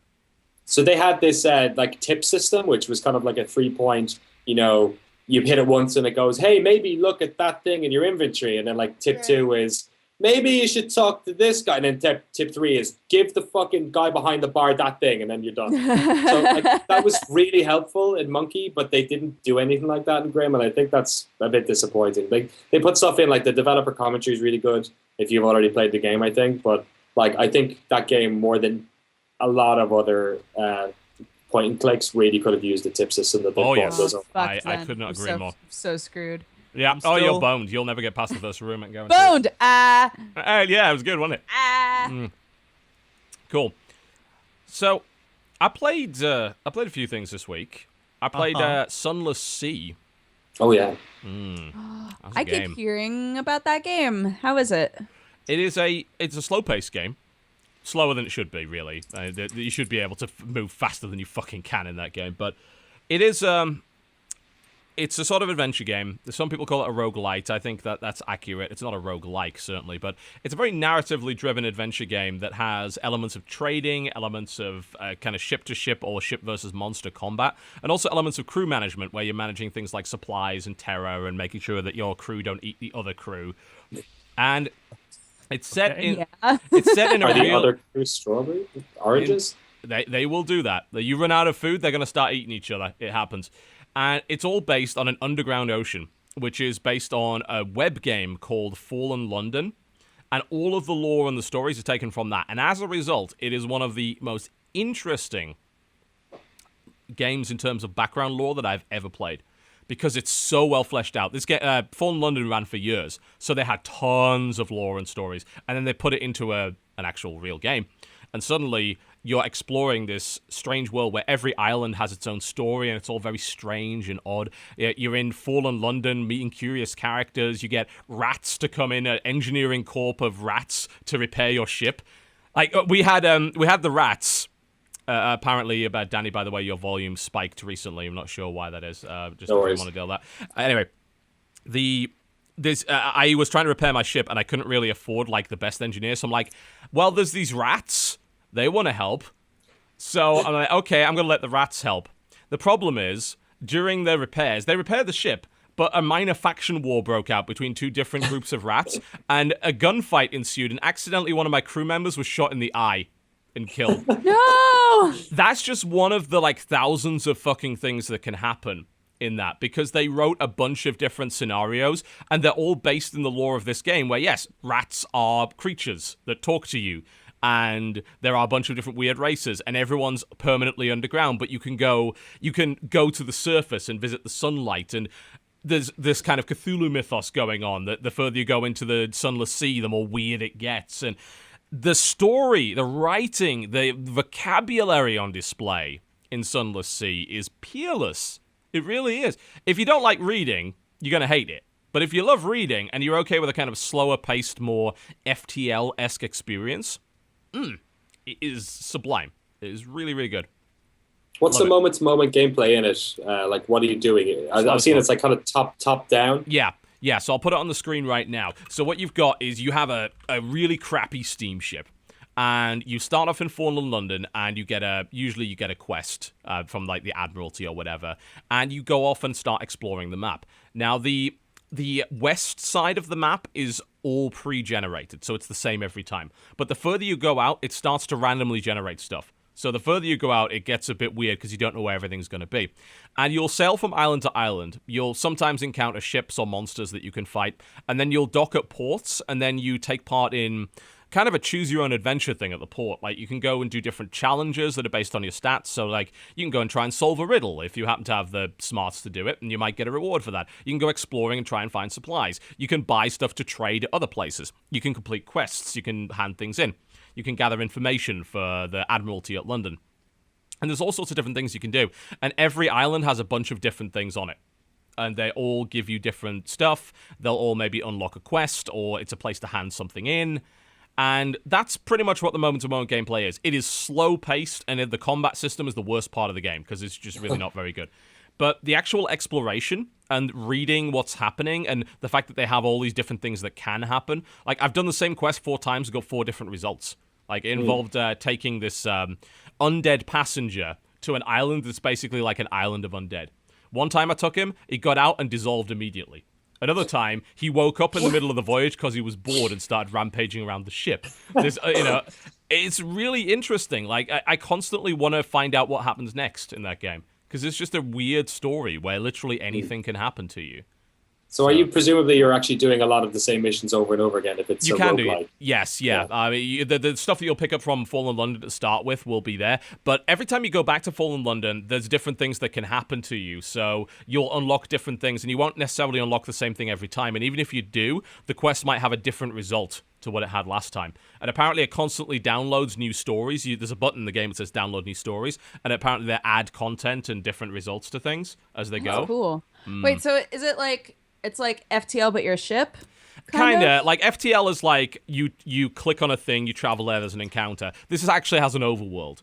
And that's that's also actually the weakest part of the game, I think, because it's kind of fun because you're managing supplies. Like, do I have enough fuel to get home? Am I going to be stranded and have to pray to the sea gods and sacrifice half my crew to hopefully create fuel? Do I have to burn all my supplies in the engine to get home and everyone starves and eats each other? That's pretty fun. But a lot of the travel is downtime because you travel quite slow on your starting ship from place to place, and there's not really a lot going on. There'll sometimes be an event, but most of the time it's just like, well, I'm sailing.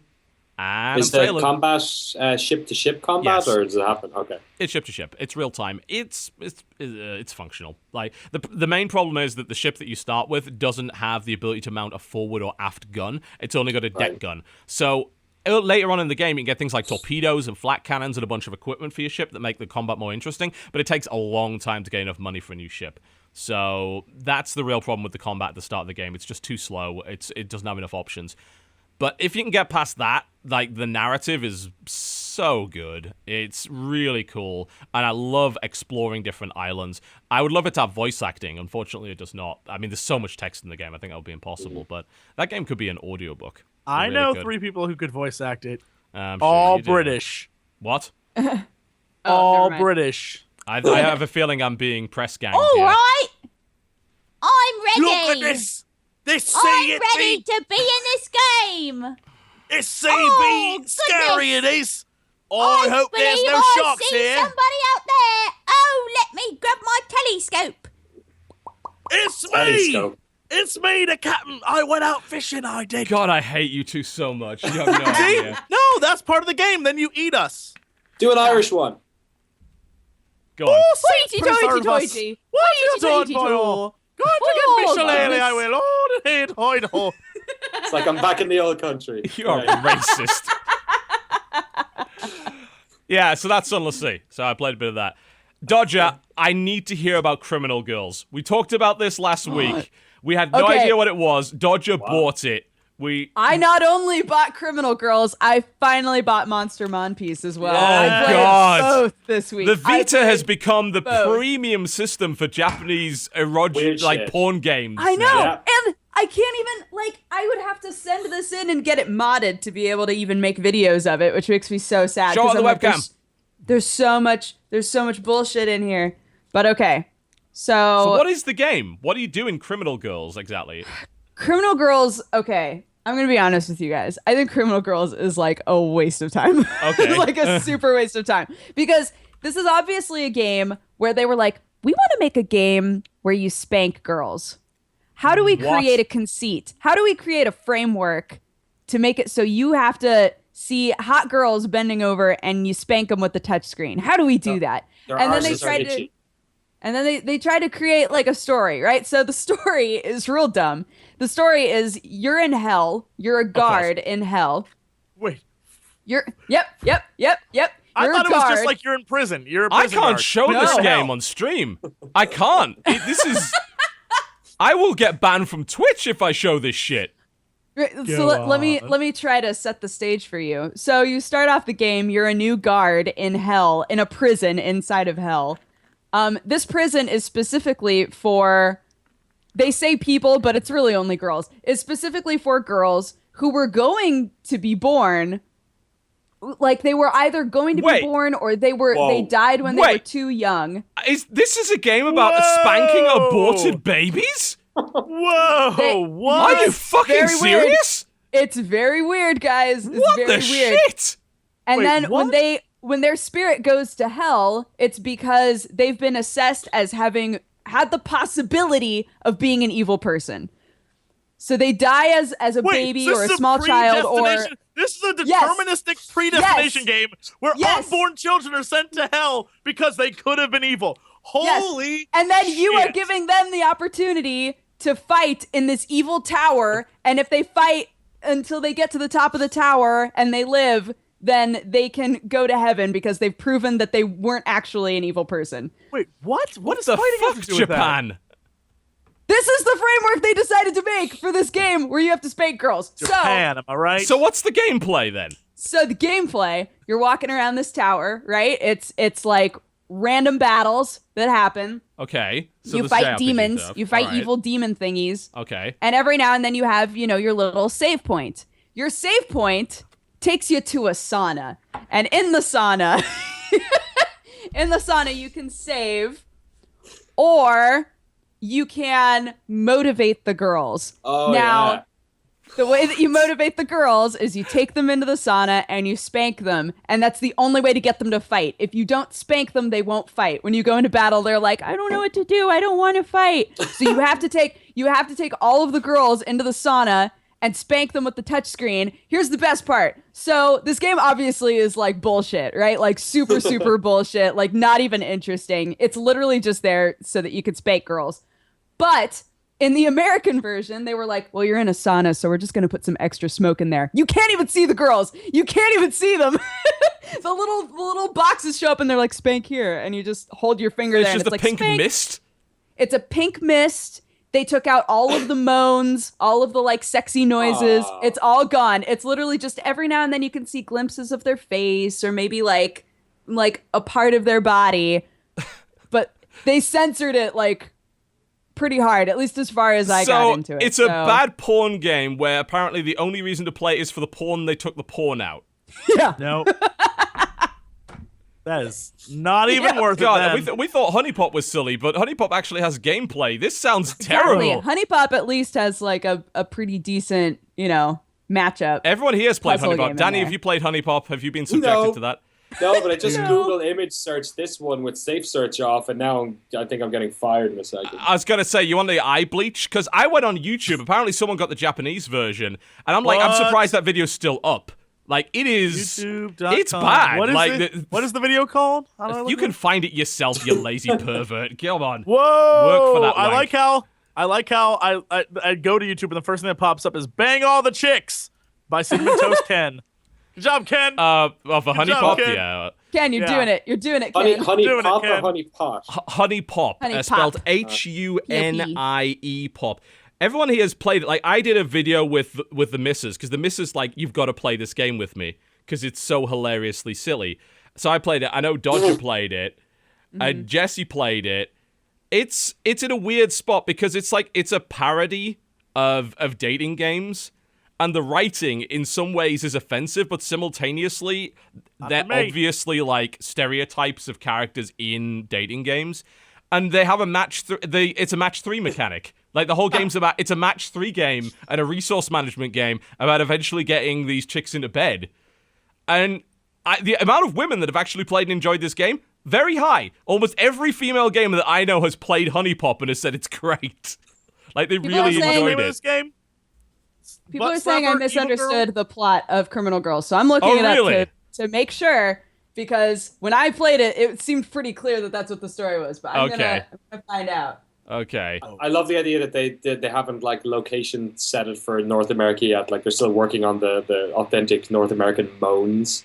Yeah. Rather than the kind of Japanese squeaky moans that, yeah. I don't know, man. That Honey Pop is doing surprisingly well. I know it got a bunch of like controvery when it came out from a few blogs. Like, this is horribly sexist, and then a bunch of girls went and played it and said, "No, this is really fun. We should go play it." You know, it's just a bit of fun ultimately.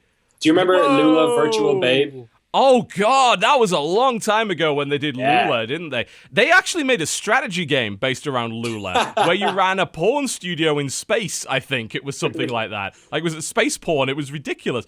But wasn't Lula Virtual Babe literally just kind of like a Tamagotchi for teenagers that wanted to? Remember Dogs and Cats with the Z?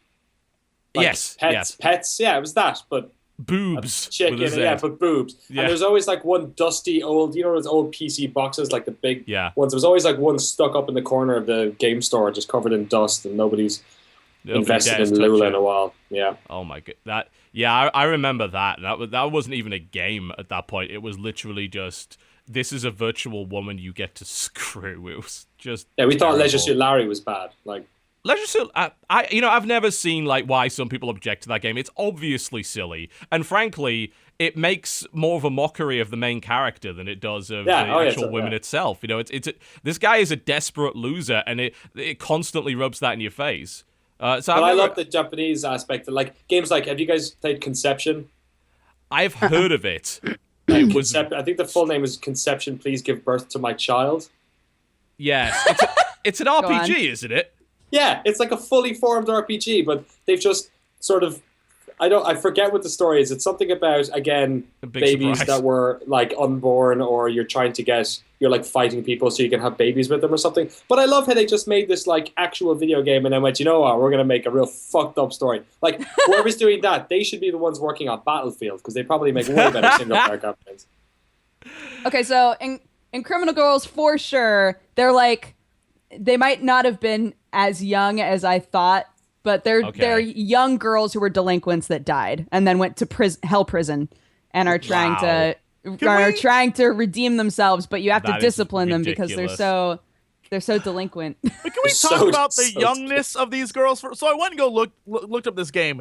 It's Those the are typical pretty anime young. thing that creeps me the hell out that They I look- can't it, like, deal that's with. Super lolly. disturbing. This is a super lolly game. God, If I hate anybody's that into that, so but much. like it's That puts me off a lot I'm of out. anime, actually. I'm out. Like, I like- almost bailed on Sword Art Online because they did a fan servicey moment with a kid that was clearly not of age. I'm like, no, I can't. That is no. yeah. I think there's one girl in this game that's like I saw her. supposed to be a bit older and has like bigger boobs and whatever else, but everybody else just looks Looks like they're like maybe 10, 8. It's maybe 11. Yeah. Yeah, Damn, that is It's the not cool. No. it's super weird. Look, I get the whole cultural thing, but I'm not a part of that culture, so I'm not okay with playing games like that. And again, it's the same. It's why I don't watch some anime, and I deliberately avoid that stuff because I find it extremely creepy. Oh my. So yeah, that's Criminal Girls, and then yes. on the flip side, I played Monster Monpiece. This is Now, an actual good game, though, isn't it? Right? It actually is like super fun. I have yet to jack off my Vita. So this is like the opposite. This is like the opposite of this game where they were like, we want to just make a game about spanking. Let's figure it out. With Monster Monpiece, they were like, we want to make like a card battle game. And look, we'll Can throw I in even some show sexy footage stuff. of this? It's probably going to be bad too. But I have yet to like have to jack off one of these girls and upgrade them. Like none of that has Nope, can't happened show yet this at all. either. Like the first couple of hours of the game are entirely like, The first here's how the couple of battle hours. system. Yeah, here's how the Love it, battle love system it. works. Here's all of the cards. Here's how you play this game. And Dodge they is make dedicated it. to this stuff. Yeah, they Very. make it like way more about here's the strategies, here's the battle tactics, here's like what things will give you, upgrades and like advantages and things. And it's actually super, super fun. But I'm gonna be honest, I can't wait until it's gonna be like, now it's time to upgrade your cards. And I'm gonna be like, bring it on! It's gonna be amazing. But yeah. So it's like to me, Monster Monpiece, if you were gonna buy one of these two games, I would say Monster Monpiece is actually like very well animated.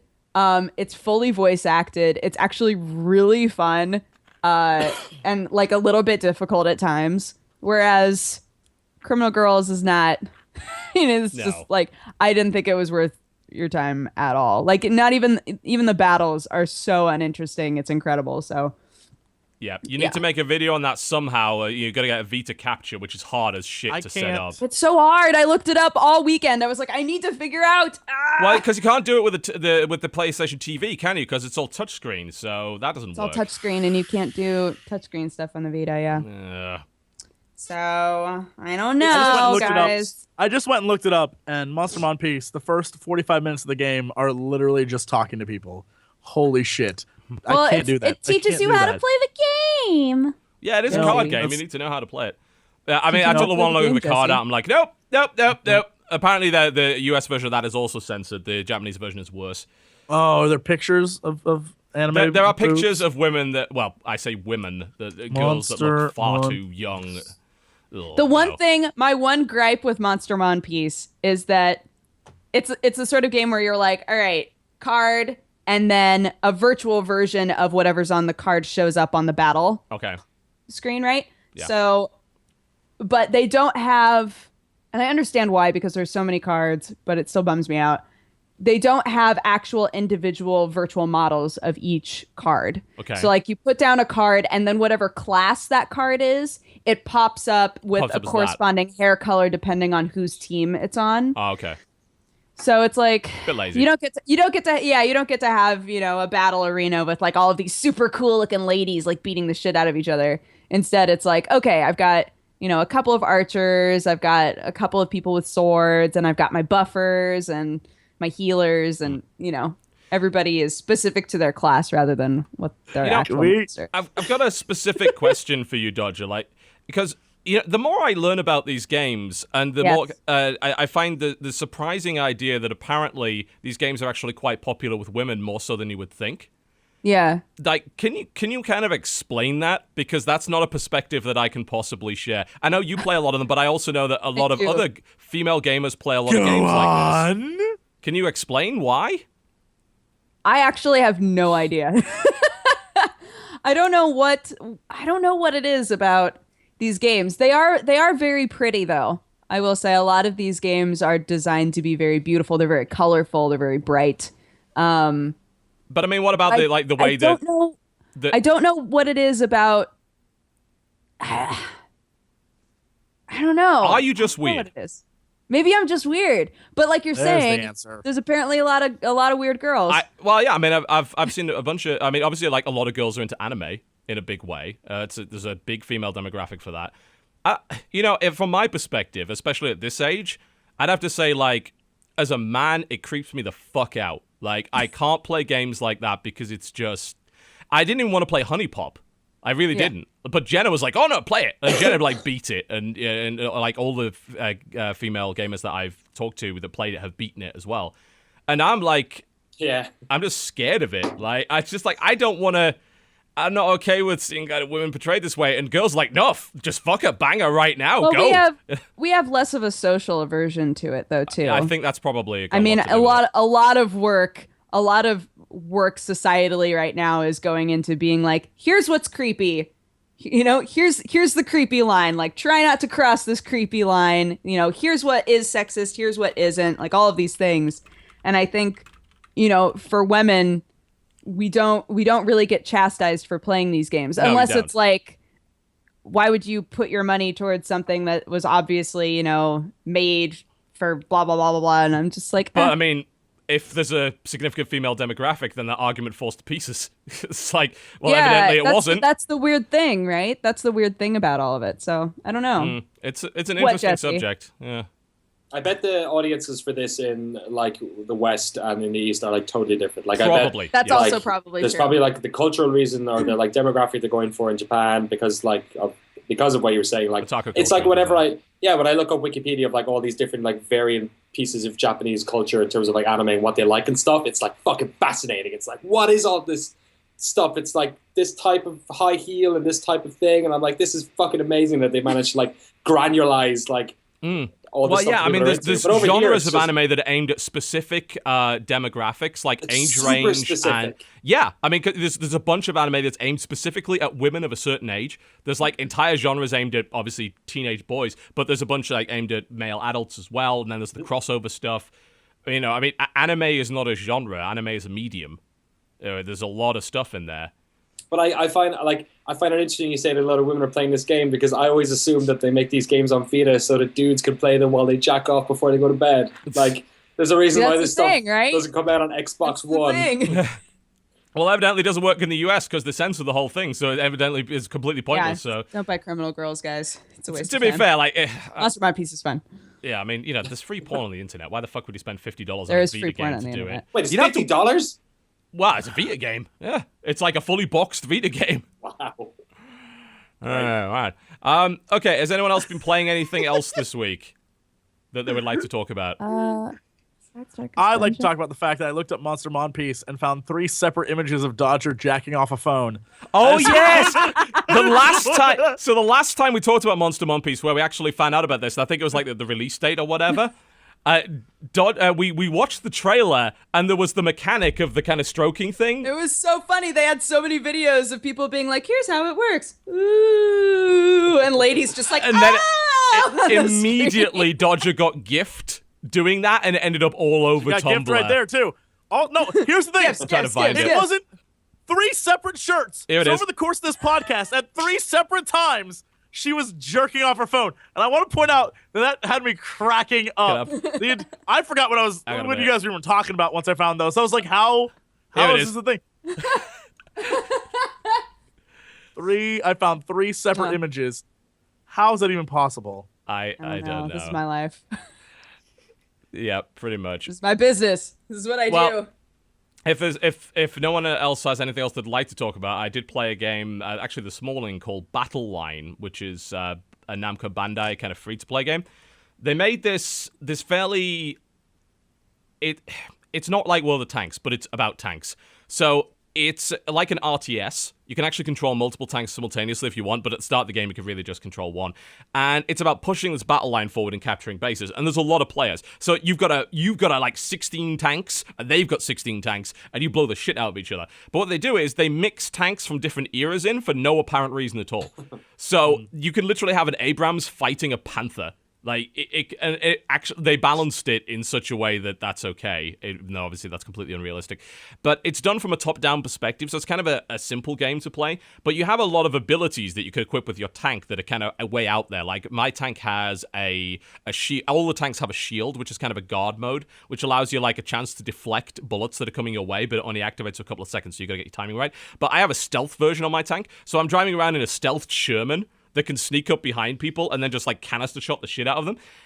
It's, I mean, the game drags on quite a lot because of the mechanic of the battle line is interesting because it forces fights. So you push the battle line forward across the map, but if the other guys are pushing the battle line forward, it says the battle line has stopped moving. You've got to go stop them, and it points you in the direction of where the enemy are. So it forces a big fight, and there's bases that you can capture for respawn points and supplies that also do that.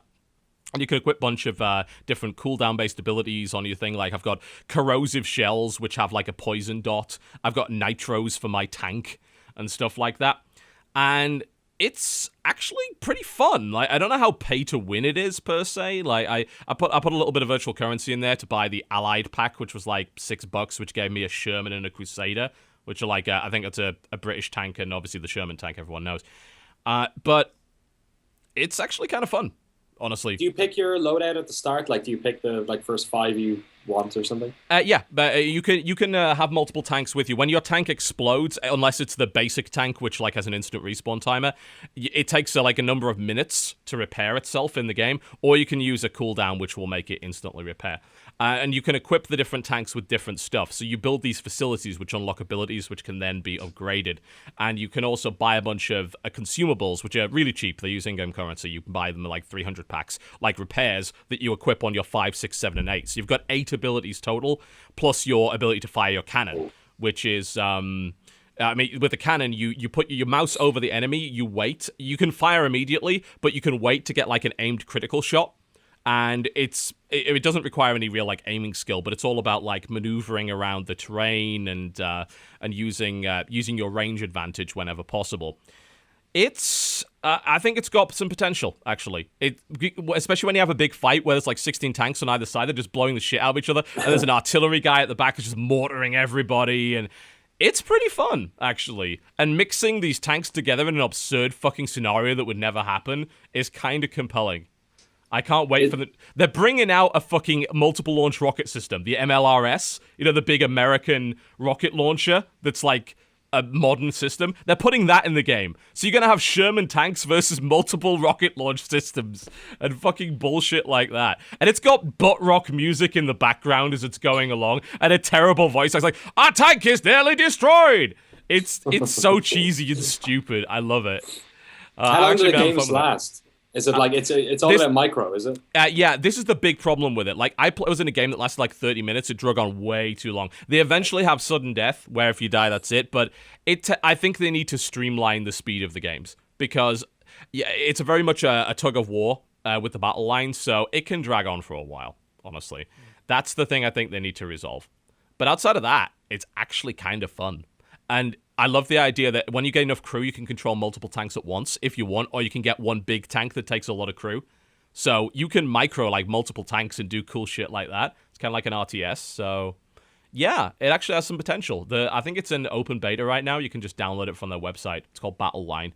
It's by Namco Bandai. So it's kind of worth having a look at. It's a bit of fun.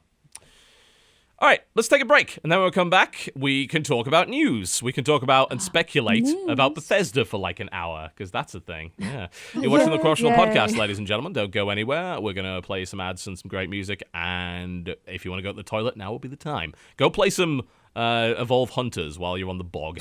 That's what it's for. I downloaded that. That's my recommendation. All right, we'll be right back. Ladies and gentlemen, welcome back to the Co-Optional Podcast. For the final about 50 minutes of the show, Dan's going to have to leave just slightly early because I believe he's got another podcast to do, Danny. Yes, apologies for having to pop out, but our Busy. weekly live show, The Lobby, is on at 2:00 Pacific, so I got to go talk about video games with a bunch of other people just after that. They're not as cool as us, but you know. I think we all knew that. We all knew that. Like, we just all didn't right. want to say it. Yeah. Yeah. I did. I just tell feel Mr. like putting Van a cat Oren amongst and the Mr. pigeons. Yeah, exactly. I just heard the beef. amazing sounds of Ben Prunty's soundtrack to Gravity Ghost, by the way. You know, I heard, sorry, I'm eating cold bears. Okay. Right. I heard a really sad yes. thing over the last couple of days. So, Polygon did journalism, which is cool when they do that. They're actually pretty good at it when they try. And they came up with an article which was about the grey market, G2A, and Kinguin, and the recent issues with Far Cry 4. A really well-researched article, very well-written, and big props to Polygon for actually raising awareness on this issue.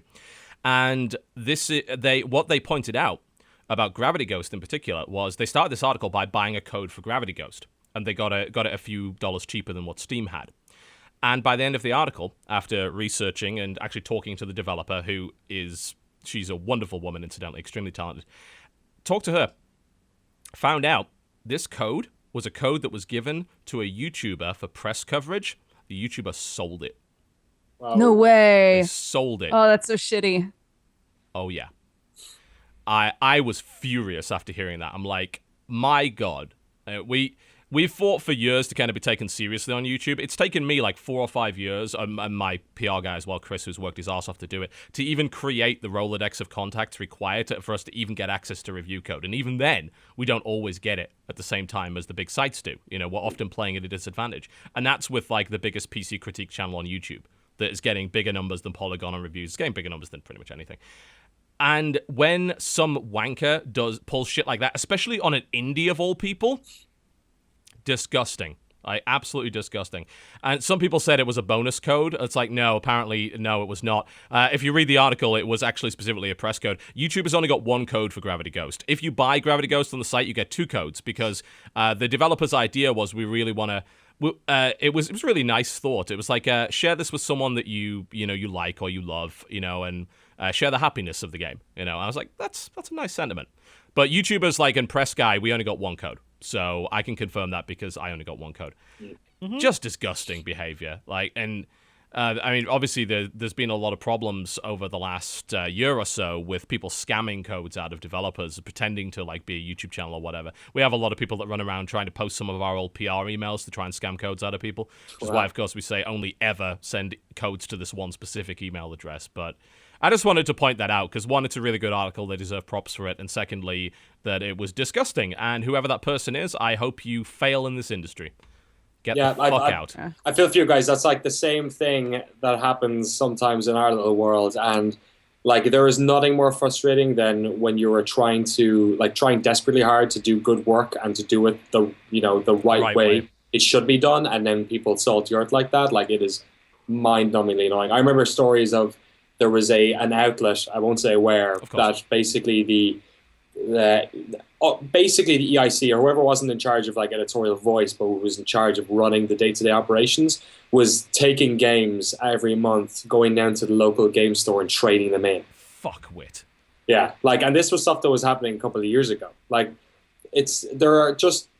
There are bad eggs that just ruin it for everyone else, and that's despicable when it's it's a AAA publisher who's sending you 5 copies of a game and you're doing that stuff. That's not cool. But to do it to an indie, it's just that's not on at all. I don't understand how someone can do that. Dickheads, frankly, as far as I'm concerned. That's how I would describe those. And if you'd like to check out Gravity Ghost, and this is our way to try and compensate for that, gravityghost.com is the place to go. And it's super fun. It's a great game. Really talented developers behind it. Cool. Let's get on some news. So I think the biggest news today, as you're probably aware, is that for the first time ever, Bethesda will be running a press conference at E3. They're going to host their own. I mean, that's a pretty big deal. Obviously, people like EA do it, people like Ubisoft do it, these big publishers. For Bethesda to do it, that usually means they have a lot to say. Yep. Here's hoping. So the question is, what the hell are they going to be saying? There's 3 things that they can say, TB. 3 things. All right. Fallout. They could say Elder Scrolls, some new Elder Scrolls game. Or, this is what I hope, it probably isn't true, I would kill for Dishonored 2. I would kill for that to be an announced game. Those 3 things would blow people's mind. If they could do all 3, they would kill E3. They would be like, we own this convention. I don't think it's ever going to happen, but if they could do those 3, I feel like even just Fallout would be like a blow minds, huge thing. Yeah. They're not doing this unless Fallout 4 is getting announced. There's no hope in hell. If I had, I thought that maybe last year they'd do it. Like, there's so many rumblings about Fallout 4 at this stage coming out of that studio. Todd Howard's studio has been working on nothing since they put out Skyrim. Doom? Like, they're not doing Doom. Yeah. They'll talk about Doom, I imagine. They'll show Doom. They'll probably, hopefully they'll show more than what they showed at IdFest or Quake, whatever it's called now. I'd like, Dishonored 2 would be a great shout. I think that's plausible. I think Doom is a good one as well, but I don't think they're putting on a presser unless they're talking about Fallout. Like, it just, they don't have an IP, or they'll do that HD Skyrim thing maybe, which was rumored last year as well, that they bring out Skyrim on next-gen consoles, but I don't think this is happening with their Fallout. Or maybe they're just going to announce Wet 2 and they hope that people are going to be super into it. I would like them to announce Fallout 2 and Fallout 4 and say, yeah, we're not the ones making it, Obsidian is, but we're going to do... That's never going to happen in a million fucking years, but, I'd love to see that. Because, as I said it before, Fallout 3 with the DLC is pretty good, but New Vegas wipes the fucking floor with that game. And the base game for Fallout 3, ending sucked. And it had plenty of bad things about it that could have been a lot better. But then again, I'm not the world's biggest fan of Bethesda games. I always feel like they create... oceans with the depths of paddling pools a lot of the time. They make these big worlds and put nothing in them, and that's always a bit sad. Look, that's the exact opposite of what happened with Dishonored. They made a huge world and gave you the tiniest slice of that huge world. It drove me crazy. That's why I want to see more. I want the sequel so badly. Yeah, I'd go for that immediately. Absolutely. I mean, Dishonored that's one of the strongest new IPs that's been out in the past couple of years. Absolutely. It's great, and it was good to see the studio behind it in particular manage to pull that off. I mean, Arcane, I do love what they did with Dark Messiah of Might and Magic, but holy shit, was that a buggy piece of crap on launch, But, I mean, that game's still great. Hey, if they announce Dark Messiah 2, I'm in. Yes. Absolutely. That'd be cool. Holy shit, that would be incredible. There's no way they're going to do it, but I'll take Dishonored 2, I guess. It's not going to be my Dark Messiah sequel, but it's close. It's close enough. I just hope they don't spend too much time on Elder Scrolls Online. It's like, just, come on. No one wants it. They don't want it. Let's see something else. But, yeah, so probably Doom. They're doing Battlecry as well, aren't they? Oh, yeah, they are. God, yeah. There's probably going to be a game that keeps getting confused with Battleboard. Yeah, they've got quite a lot of plates being spun at the moment, actually, that company. So it's kind of no wonder they're going to do their own presser. Like, when you put them up against someone like Ubisoft, you kind of think, yeah, I guess you are working on quite a lot. They transitioned out to a publisher role, but they also kind of expanded their own development as well. So, I mean, Elder Scrolls Online, of course, was ZeniMax that made it, if I recall correctly, and Bethesda then ended up being the publisher. But I think it makes sense. Bethesda's kind of grown to the size where perhaps they could pull this off, and, in an hour they've actually got some fun stuff to show. And, I mean, I can't think of a kind of bad announcement for them at that, I mean, although expectations are really high. As you said, if they don't announce Fallout 4, then people are going to be furious. But... outside of that, like, if you show me Fallout 4, anything else you show me is just kind of a bonus on top of that. There's just going to be, and one more thing. It's going to be that. It'll be that, yeah. Either they open with it or they end with it. They're not going to shove it in the middle, are they? Blizzard did a great job at that at BlizzCon this year with Overwatch. I think, I'd love to see them do something similar. Yeah. Are they going to have to rename Overwatch, by the way? There was something going on with there's an augmented reality laser tag style game that's called Overwatch, and I think Blizzard wins that copyright claim. I think they're too dissimilar. I thought they lost in court. Did I thought they already did it. I wasn't aware they'd gone to court yet. They're still calling it Overwatch. I thought the lawsuit was. I thought there was a pending issue, but there's a pending trademark dispute on it, if I recall correctly, which is not even the Blizzard employees I know still call it Overwatch. So I'm pretty sure they're it's still not selling Overwatch T-shirts. I'm pretty sure it's not an issue. Yeah, I think if that ends up going to court, they definitely win that. Even if they have to outspend in order to get it, they seem pretty set on calling it that. And I'm worried. Remember Iron Brigade? Was it? Oh yes, Trenched. It used to be called Trenched. Yeah, but that was because of Portuguese tabletop. German, I think, wasn't it? Oh, was it German? Yeah, I think so. Yeah, but that seemed like it was so far away from the subject matter, but they still had to rename it. If I recall correctly, they were dealing with European trademark law at that point. Right. There's a bit of a difference. I mean, I know UK trademark law because we studied it in third year, but American trademark law is a bit wild, and then European is all over the fucking place. So, yeah, trademark law is grossly out of date. Needs to be sorted out. Well, I mean, I don't care what they call it, frankly. The game looks fun. Yeah, I'm interested to looks try it. great. Yeah, it does. It's great to see Blizzard actually making major new IP as well. It's not like Hearthstone isn't fun, and I've spent God knows how many hours on that fucking game, and made God knows how much money from that fucking game. But I'd like to see Overwatch, certainly. Let's see Blizzard strike out once again. That'll be interesting to see. Yeah, because Hearthstone at least was building off of a pre-existing world. And so is Heroes of the Storm. This is the first time they've, in a long fucking time, that they've not done that. And they are wonderful at making characters. So go for it. Yeah. I mean, just after watching the trailer, there's a bunch of memorable characters in there that look really interesting. I need to find the character that Chris Metzen voices so I can be overpowered and destroy everyone. Wink. Yes, indeed. That is a thing that sometimes happens. All the time. Is Thrall still overpowered in Heroes? Is Thrall still broken as hell? They just released a patch today along with the Lost Vikings as playable characters for Heroes.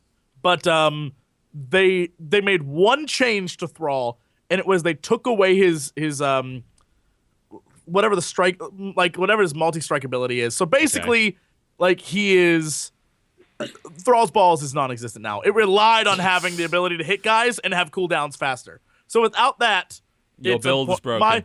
My super-powered OP build is broken. So you enjoyed it while you had the chance, I got to level 10. I got Master Skin Thrall. Perfect. Well, I'll tell you that, they balance a lot quicker than they do Hearthstone. I mean, fuck, we had to deal with Undertaker for many months before they finally nerfed that shit, and we're still dealing with other stuff that, I don't know, I mean, I think Hearthstone is reasonably balanced, but you're always going to lose games just randomly, so balance kind of becomes less of an issue, but... Go Hunter! Hunter is pretty much nerfed now. I mean, you can still play it, but I mean, Undertaker was kind of a key part of that build, and now you can't really use it anymore. So, although I did watch Trump's stream yesterday, it was hilarious. He went up against this legendary deck. This was a legend ranked guy, like really high ranked. He was playing a seemingly completely random Hunter deck with weird fucking cards that you never see, like Cobra Shot. And Trump dies at the end to Stone Tusk Boar. The 1/1 charging boar with Bestial Wrath, a card that is never played by fucking anybody. This guy plays the boar, plays Bestial Wrath, which is like a 1-cost card. It's 2 damage extra to a beast and make the beast immune. Nobody uses it because it's shit. Right. He died to it. He was silent for about 2 minutes. He had no idea what just happened. It was beautiful. It was so beautiful.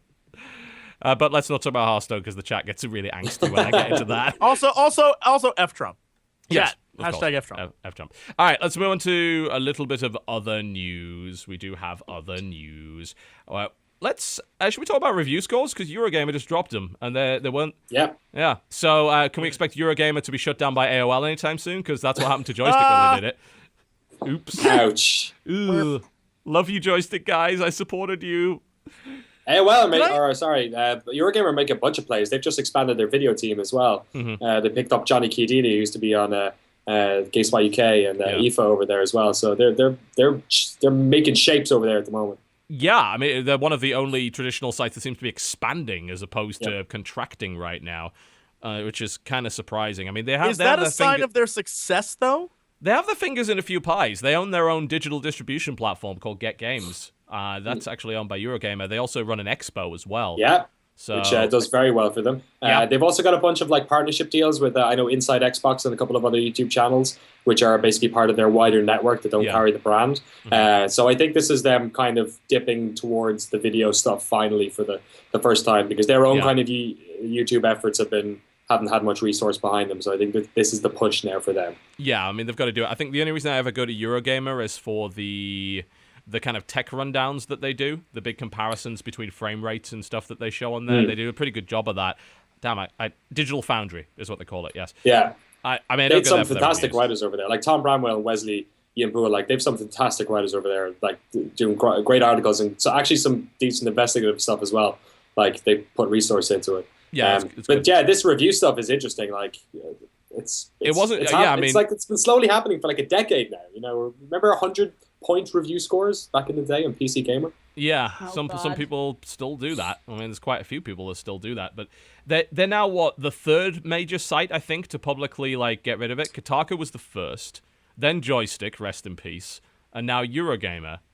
And I mean, I like your professional opinion first, Danny, before we hear Jesse's bullshit. Is what's kind of your professional opinion from a more traditional media standpoint of abandoning scores? Like, what is their goal? Do you think it will hurt them in the long run? I think Eurogamer's audience is different to ours. I think they do sort of rest a bit more within the sort of big enthusiast gamer. Okay. Whereas we tend to bring in people who are often just looking for the number and mainstream.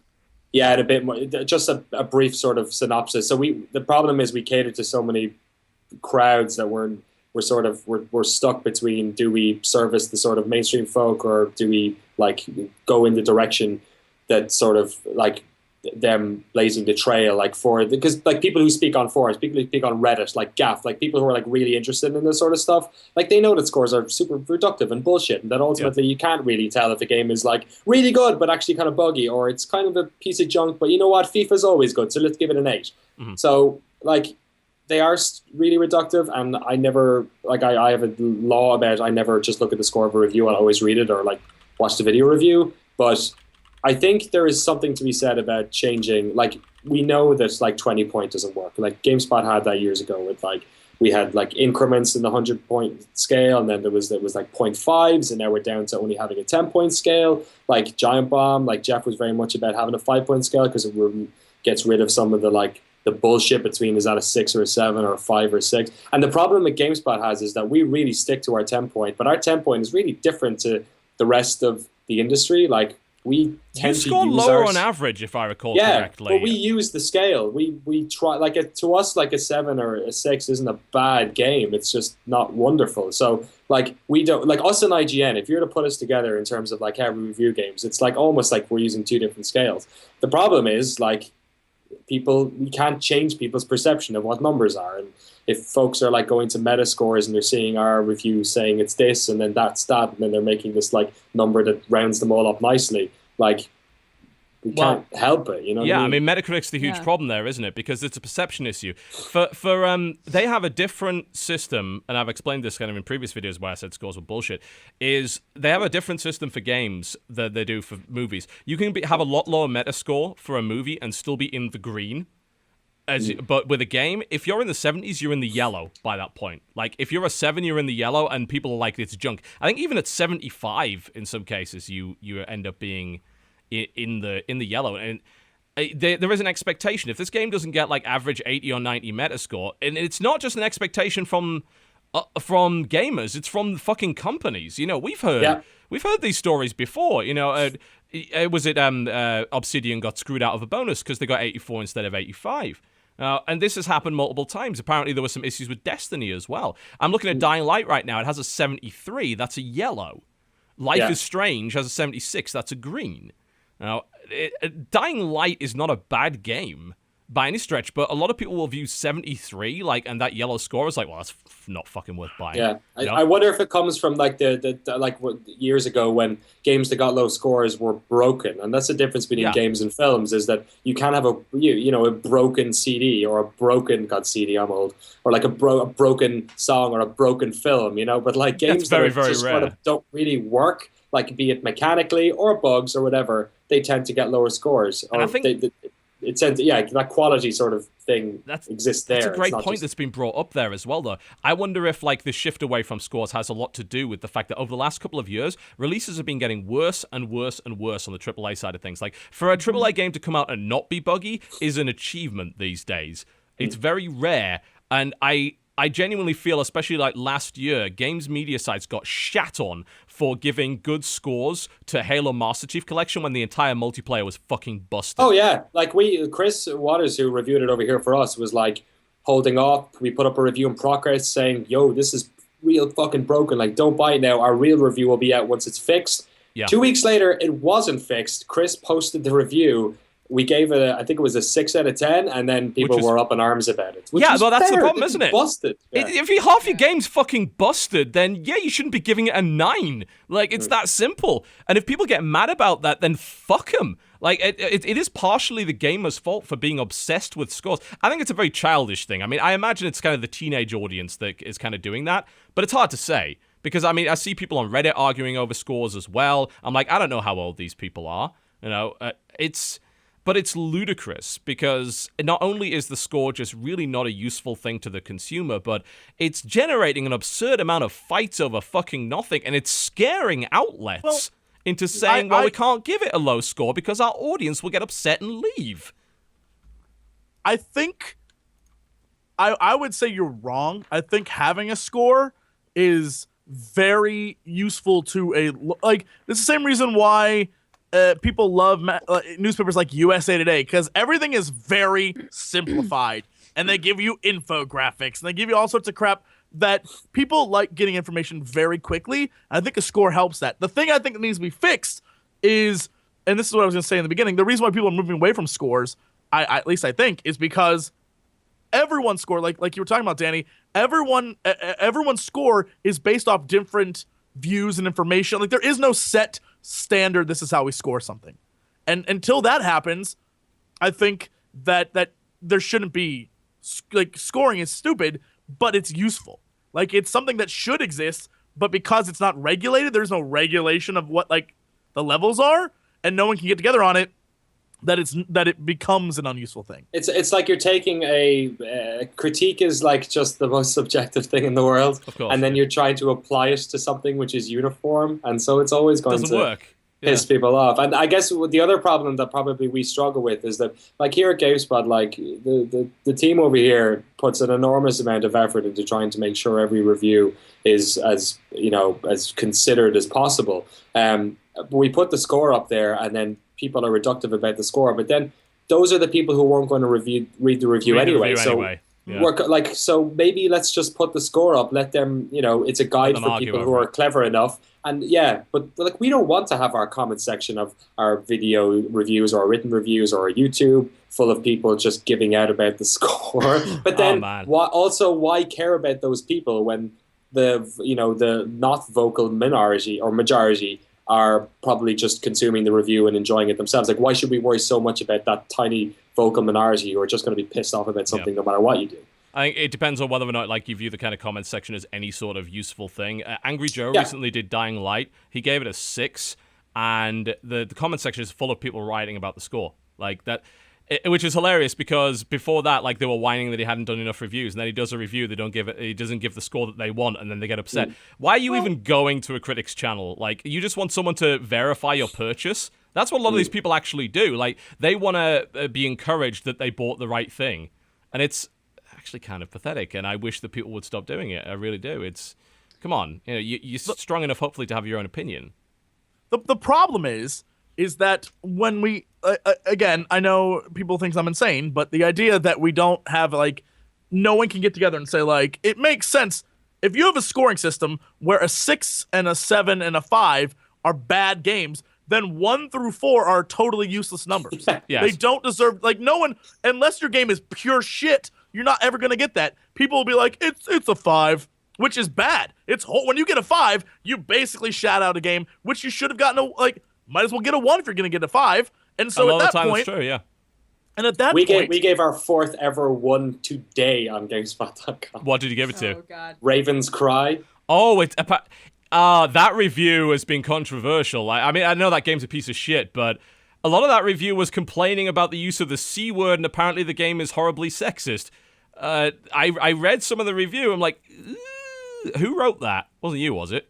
It wasn't. It was Mr. Sass, I think. It was one of our freelancers. We're going to be talking about it on the lobby. Later on at that'll be GameSpot, interesting. So if you want to listen in on that, go for it. Yeah, I mean, I could criticize that review, but I'm not gonna do it because, frankly, also I can't be asked to play Raven's Cry to have the point of reference to even do it. So fuck it. But there you are. Everyone does it. Score. You're giving out about the 1 out of 10 as well. I'm not giving out about 1 out of 10. I'm getting out about the fact that in a world full of pirate violence and horrible things, they're complaining about the use of the C word and that the game has sexist portrayals of women in it. It's like, welcome to Pirates. They weren't very nice. Come on. Why? Monkey Island wasn't that sexist. Guybrush was also an idiot. Jesse. Yes. Jesse. No, I think it has to go back to like school when you got a 50% and that was you failed. Yeah, so, I guess that has a lot to do with it. But I mean, I don't understand why, as a collective reviewing world, people couldn't say like, yeah, no, a 5 is it's okay, right? Like a 10 is the best game you've ever played. Because guess what? Like certain publications don't like pissing off the publishers. Like well, it doesn't. That's another big factor to this. But totally, sorry, go on, Jen.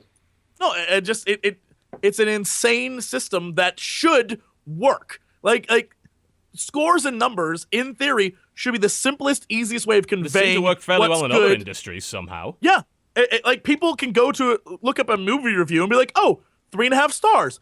That's not too bad. There's a It's lot not more great, but it'll diversity be in fun. movie scores. Have you noticed that? Like, if you go to any Metacritic, you will see the full range. Like, you know, someone will give it a 0. Like, a legitimate critic is like, New York Times gave it a 0. Someone else gives it a 95. There's a huge amount of variance there. And I think there's value when there's variance. I think when it's so uniform, it's not as useful. Especially if people are like, even, there might be wildly different opinions on the game, but they gave them similar scores because they're not willing to use the whole scale. Like, Rotten Tomatoes, man, that site at 60 is still fresh. Like you can have fresh movies that most people think are shit, but because like some people think it's good, and if 60% of the people like the movie, that's the majority. You know, that's pretty good. The other problem you have with movies and stuff like that is that like ultimately games, they're more expensive, and 2, they require so much more time, so that I think people aren't willing to like put in the effort with something that's like a 3 out of 5 when they could be playing loads of 4 and 5s out of 5s. That's a fair point, you know. And honestly, if you're going to be a responsible consumer, if you don't have that much money, then this is why I don't like scores in general. Like, if you are, the games are expensive. If you have a limited amount of money, why on earth would you trust a score? I mean, you want to be reading up on that thing. Hell, you know, I make decent money and I still won't spend $15 to buy a movie. I won't do it. Just out of principle. And if I do, I go and do my research on that shit before I do it. And it's ridiculous because I can totally afford it, but it's the principle of the thing. Like, it's about being an informed consumer, and scores are the antithesis of that because they boil it down to an arbitrary number that really doesn't mean anything. You know, it gives a vague idea that maybe the thing's okay. You know, it's like if there's a lot of green, okay, maybe this is worth my time. But the thing is, you can do that with a different system. That's kind of what Eurogamer did. They've changed it to like highly recommended, and avoid, basically, like kind of like a just a more descriptive system that's not based on a score. I kind of dig that. I'm okay with that. Yeah, it kind of, in one way, it feels like that's the way this has been going for, 15 years. And that's, like the last part of this on this journey is that we just get rid of scores completely. Like, I'm kind of a fan of the 5-point scale because I think it's sort of, it does the one thing of like giving a little bit of a guideline without getting too granular about it. But you do run into the problem where people aren't using. It's pretty vague, isn't it? Like, you're not going to argue over a 3 or a 4. Whereas you can argue over the 10-point and the 100-point. People get really... You know what? I bet people would figure out a way of complaining. I have no doubt. Yeah. There's something just about like video game, critique in general and like how people perceive it that I think is different from film. Like, we care so much about games that sometimes we end up getting we care too much sometimes. Well, I think it's down to what you said previously. Games require an investment, higher monetary investment, higher time investment, and kind of a big... You've got to put a lot of effort into a game. Like, you don't have to put effort into watching a movie. Well, I mean, some of them I guess you do, but most of them you can just sit there and kind of absorb it. If I watch a bad movie and I wasted 90 minutes of my life doing it, it's not really a big deal. If I spent $60 on a game I was really looking forward to and it ends up being a piece of shit, and I have to work to even get it to run, and it's full of bugs that are impeding my ability to enjoy it, I can understand why I'd take to a forum at that point. Like, it's a different level of enthusiasm. I'm sure there are people that do that with movies, but I think there's a more justifiable reason to get that passionate with games because they're just a larger investment in every way. But we also live in a world where people decide their game of the year before they've even played it. Yeah. So it's it's both sides of the coin. It is, yes, absolutely. I feel like people, mostly people watching right now, are getting the assumption that I'm trying to quantify opinions and make opinions into meaningful numbers and make reviewers have to... Here's the deal, guys. No one gives a shit what your opinion is. When you write a review, no one cares what you think about that game. They care about specific things that are good or bad about the game and maybe a number. quantify what you feel about it. But when you write a review, sorry to spoil the game, kids. When you write a review, no one's there to hear your opinion on it. Like, they're like, okay, that's sure. Maybe TB, because he's got a weird religious-like following of crazy people. Hell? But other than that, no one gives a shit about opinions. No one. All right, I'm going to disagree with that point particularly, because I think that you're right when you talk about, like, IGN as like an entity. The weird thing about games press in general is, like, a lot of them obviously kind of gather together on sites so that because practically you can't review that many games on your own, you know, unless you fudge the format like I do and cheat. But you can get a bunch of people together and then you create a company, and then it's like, okay, you get this, you get that, you know, and we can, like, put out a lot of content. But the problem is, in doing that, you really run the risk of losing the individuals. You lose the byline, and it becomes like, this is what IGN thought. It's like, I don't care what IGN thought. IGN's just a company. Whereas with Giant Bomb, I think is, again, one of the better examples. I will care what Jeff Gerstmann thinks about specific genres. I won't care what he thinks about other genres because I know that he's not kind of into them, but I can still use that opinion. I can use that as something that I can contrast with mine and kind of try and, you know, figure out what's going on relative to what he's saying. That's useful. I think that's the big difference between 2015, like, and 5 years ago, is that now between Twitch and YouTube, like, you guys have broken the mold on what is games critique, which I absolutely love. Like, that's. I didn't like the idea that the Games Press was this kind of little insular club that had access to everything a little bit early, and that, like, they had, because, like, the idea of objective reviews is only, like, in the past couple of years, like, been finally thrown out to bed, and let's never go back there again. So you'll find, like, on GameSpot, for instance, like, people care with Kevin Banner, our reviews editor, like, we will have a following on the site. Absolutely. Giant Bomb is an example of, like, 3 or 4 or 5 different editors who all have a different specific opinion, and then you guys are the perfect example of that. So I think you're right. I think, like, if there was one big thing to say, like, scores, I think that's probably going to be something that changes over the next couple of years. But in terms of reviews, when you consider stuff like us, like GameSpot and IGN, and the bigger sites, Eurogamer included, like, that's the thing that changes the most, is that we can't anymore hide behind, this is what the New York Times thinks of this movie. Like, that's not how it works anymore. They need to know who you are. Do you like that genre? How long you've been playing games? And, you know, do you hate Sony or Microsoft? Yeah. Well, yeah, I mean, that's why a lot of this kind of disclosure thing has become a big deal as of late as well, because if you're going to go down the personality and byline-driven route, you've got to make sure you can trust that person. And when there's some kind of conflict or whatever, or perceived conflict, then there becomes a doubt in that respect. That can kill you, you know. I mean, that can really on YouTube in particular, if a big scandal is uncovered like that, then that can really hurt your viewership a lot. Yeah.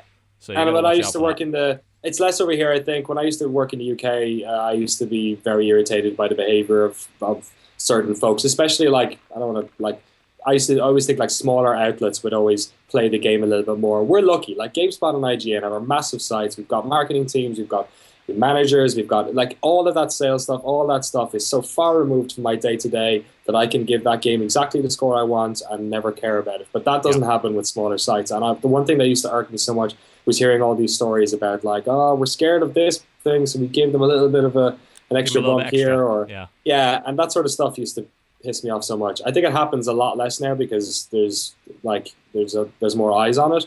But I also, like, there's a certain part of me that thinks that, like, I wish people would just behave properly as critics and as journalists, so that we wouldn't have to have all this, because a lot of what I see, like, online scares me a bit in terms of, like, the amount of, like, the levels at which people are willing to go to see if journalists are being ethical or not. And it goes back to that YouTuber who sold that code. Why is it that, like, a certain tiny percentage of assholes do this and salt the earth, and then we end up in this situation where, like, people think that, you know, GDC is massive sex parties where people are, like, exchanging money for access and stuff. So, like, yeah, you're right. I think ultimately when people trust, it's the same as it was 20 years ago. If you trust somebody, trust them. And if you don't trust them, don't trust them. And you're free to do it. And guess what? Sites that are trustworthy will live, and YouTubers are trustworthy will live, and the ones that won't. And that's ultimately how it works. It's a buyer's market, and ultimately it's extremely competitive, especially with YouTube and even Twitch becoming a resource for people to learn about games, because they can just watch someone play it and it's raw. You can't lie. Not only that, you've got the interactive element. You know, Twitch is, I mean, if I wasn't on Twitch, I'd be starting to view Twitch as competition to what I'm doing, because they're doing it in a different way, and it's kind of the same way that I did it in a different way to the guys before me. got to watch out for that shit, which is why I also do Twitch, because there's anything that helps the consumer is good, but you've got to be careful to not be left behind. There's always going to be someone new doing something different, and that's great. That means that our medium and our industry will hopefully consistently evolve. But no, GDC is not a bunch of sex parties. It's really, in many ways, GDC quite is great. It is the It's best a constant event. sex party. What are you talking I about? love it. That's all GDC is. If you want to be reminded of how little you know about games because you don't make them, Go to GDC and talk to the is developers, yeah. fantastic. Those talks are like, we're going to be broadcasting a bunch on GameSpot this year. I encourage people to watch them, or if you're in San Francisco and you can go, because it's really humbling, and it's wonderful because you get to like hang out with people who are like responsible for making some of the most important things you'll ever play. Yeah, absolutely. All right, let's do releases so we can wrap up so Danny can get off to his other show. All right, open up your Googles. So just to let Danny know what we do here, most of these games, fucking obscure. We have no idea what any of these things are. So we're Googling them as we go, and we will endeavor to usually how explain. I find my shit, so... Yeah, pretty much. We're Nice. Googling them as we go to find out what's going on. Thankfully, the first release should be pretty easy. Dodger, go. Hey, today Evolve came out. Yeah. Whoa, wow. Which is weird, because it seemed like it had been out for a long time, because it was constantly in open beta. So it's a bit of a weird muted launch, isn't it, really? It's like this game was already out. What the hell's going on? But Evolve's out, yes. Yes, Evolve is out 2 days from now. On February 12th, we have Cubicity on PC. Cubicity. That game is already out on Desura. It is a 2D physics puzzler, which appears to star Jesse Cox, actually. If you look at the main character, he looks surprisingly similar. Let's see if I can bring it up. He doesn't have the screen. mustache, though. He's just got the little boops. He doesn't have the full beard. little boops. He's got the Is little that your beard. professional opinion? Yes. Okay. That's the character. There we go. You can see it on the screen right now. That is Cubosity. He's called Seamus. I think he's Irish. I think he might be. It's possible. Seamus. Yeah. Seamus. Seamus? It could be Seamus, maybe. He might not be Irish at all. I'm probably just making things up. Okay, so that's Cubosity, and that's coming to Steam. There you go. Herald for PC also comes out. We had this complaint last week that games have far too many generic names and we can't find them on Google when we're trying to look them. Harold? I mean, really? Come on. Harold the Game. It has a Facebook page. It looks like you're a runner. Yeah, you are quite You're literally Harold running. the runner and you're running through stuff. According to, it's apparently a Disney control that you control, a Disney cartoon that you control, according to IGN. Actually, it's quite a nice art style. Dude, type Harold the Doll into Google and you get something way freakier. I am not Harold going the to Doll. do any of those things that you've just suggested to me because I think you're trying to trick me and I'm not okay with that. Apparently, after this, I'm going to be watching videos about haunted dolls on YouTube. I didn't know this is a lovely. thing. Great. That creeps me out. Give it away. Next up is Barbarian Brawl on PC. Barbarian Brawl. There's another Barbarian game that is trying to get greenlit right now called Age of Barbarian, which is a remake of the old Barbarian from the 80s. No one wears clothes in that game. Nobody. Everyone's naked. And there's heads flying everywhere. Barbarian Brawl is it looks like it's a multiplayer game. It involves brawling as barbarians. 20-player online angry barbarian brawls on one huge map. Who will reign? It has a class called the Fat Bustard. It's Cool, a tank, good. apparently. So like the band Busted, but they've fallen on hard times. Apparently so, yes. There's also the Barbarian Bertha, which is a giant fat woman that heals you, I think. Cool. This looks strange. So there's that. All right. There's also Breath of Fire for Wii U. That's got to be a virtual... It's a port, right? Yeah, virtual console game, yeah. Yeah. Breath of Fire was a good game. 3D Fantasy Zone for 3DS. Oh my. Wow, that's going back in it, isn't it? Fantasy Zone. Unbelievable. I'm surprised that still exists. Yeah, they bring out everything on 3DS now. Apparently they do. Jesus. On February 13th, we have AV for PC. Better names! Visual? I can't find this Literally- shit anywhere. Yeah, literally typed it in, and all I get is audiovisual equipment. God, this... Stop it! Come up with better names! We can't even talk about your game because we can't fucking find it. Oh, God.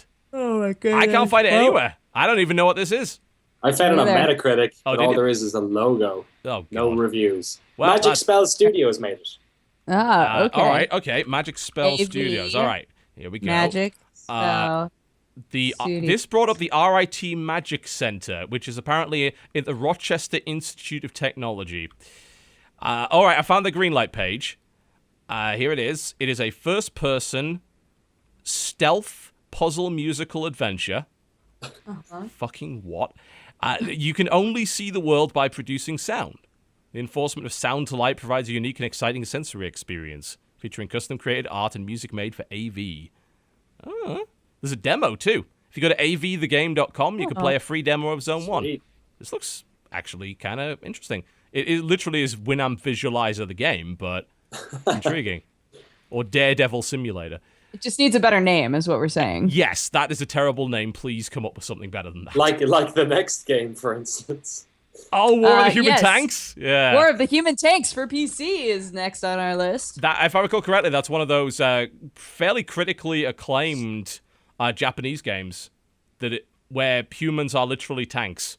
Like the thing where humans are literally boats. There is that one, where the boat girls. Yeah, Kencol. Yes. Kensai Collection. Yeah, it's a story-driven strategy game. Yeah, I've actually been, I've heard a lot of good things. This is already out, though. This has been out for a while. Like, I'm surprised it's listed, but yeah, you can get this. Like, it's really well recommended. It's actually apparently a really great game. It's 50% next off up. on Steam at the moment. Yeah, it is actually. Yeah, $5. All right, go have a look at it. That might be worth your time. The next one is, of course, Monster Hunter 4 Ultimate for 3DS. I wish it was on a platform that didn't suck. I wish it was on Wii U. That would be amazing. There's another thing about Japan. They've got their handheld cafes. They are big into that. Like, they will not let Monster Hunter go onto a machine that doesn't suck because of the primary audience is playing it on a handheld in a handheld cafe. That's infuriating to me. I'm like, God, put it on something good. Something that has some power behind it. Unify the platform, Nintendo. Yeah, that's Nintendo for you in a nutshell. Next up is Ace Combat Assault Horizon Legacy Plus for 3DS, What? aka Really? it's the flight game where there's a bunch of different ships that are like Nintendo themed. But really, yeah. Ace Combat came out in like 2011 or something, right? It did. This Legacy, yeah. Legacy Plus. Why would they do this? Because I'm they trying to find can. any information on this, and I can't. Because they're too dumb to make a new Ace Combat game. What? The enhanced? Yeah. She wasn't kidding. Ace Combat Assault Horizon Legacy Plus was released in Japan January 29th this year. Supports amiibo figures. It's also called Cross Rumble Plus in Japan.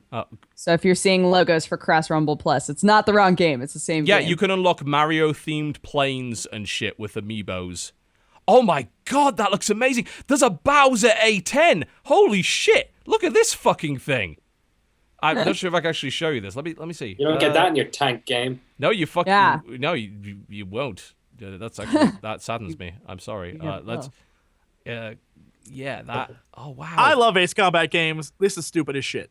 There. Done. But look at it. Done. There's a Bowser A10. It's an A10 with a Bowser gimmick skin. to get you by amiibos, which is the stupidest fucking things on the planet. Amiibos are so dumb. Okay, Mr. Grump. We get the idea. Amiibos suck. Stop buying them. Fuck. Nobody's buying them.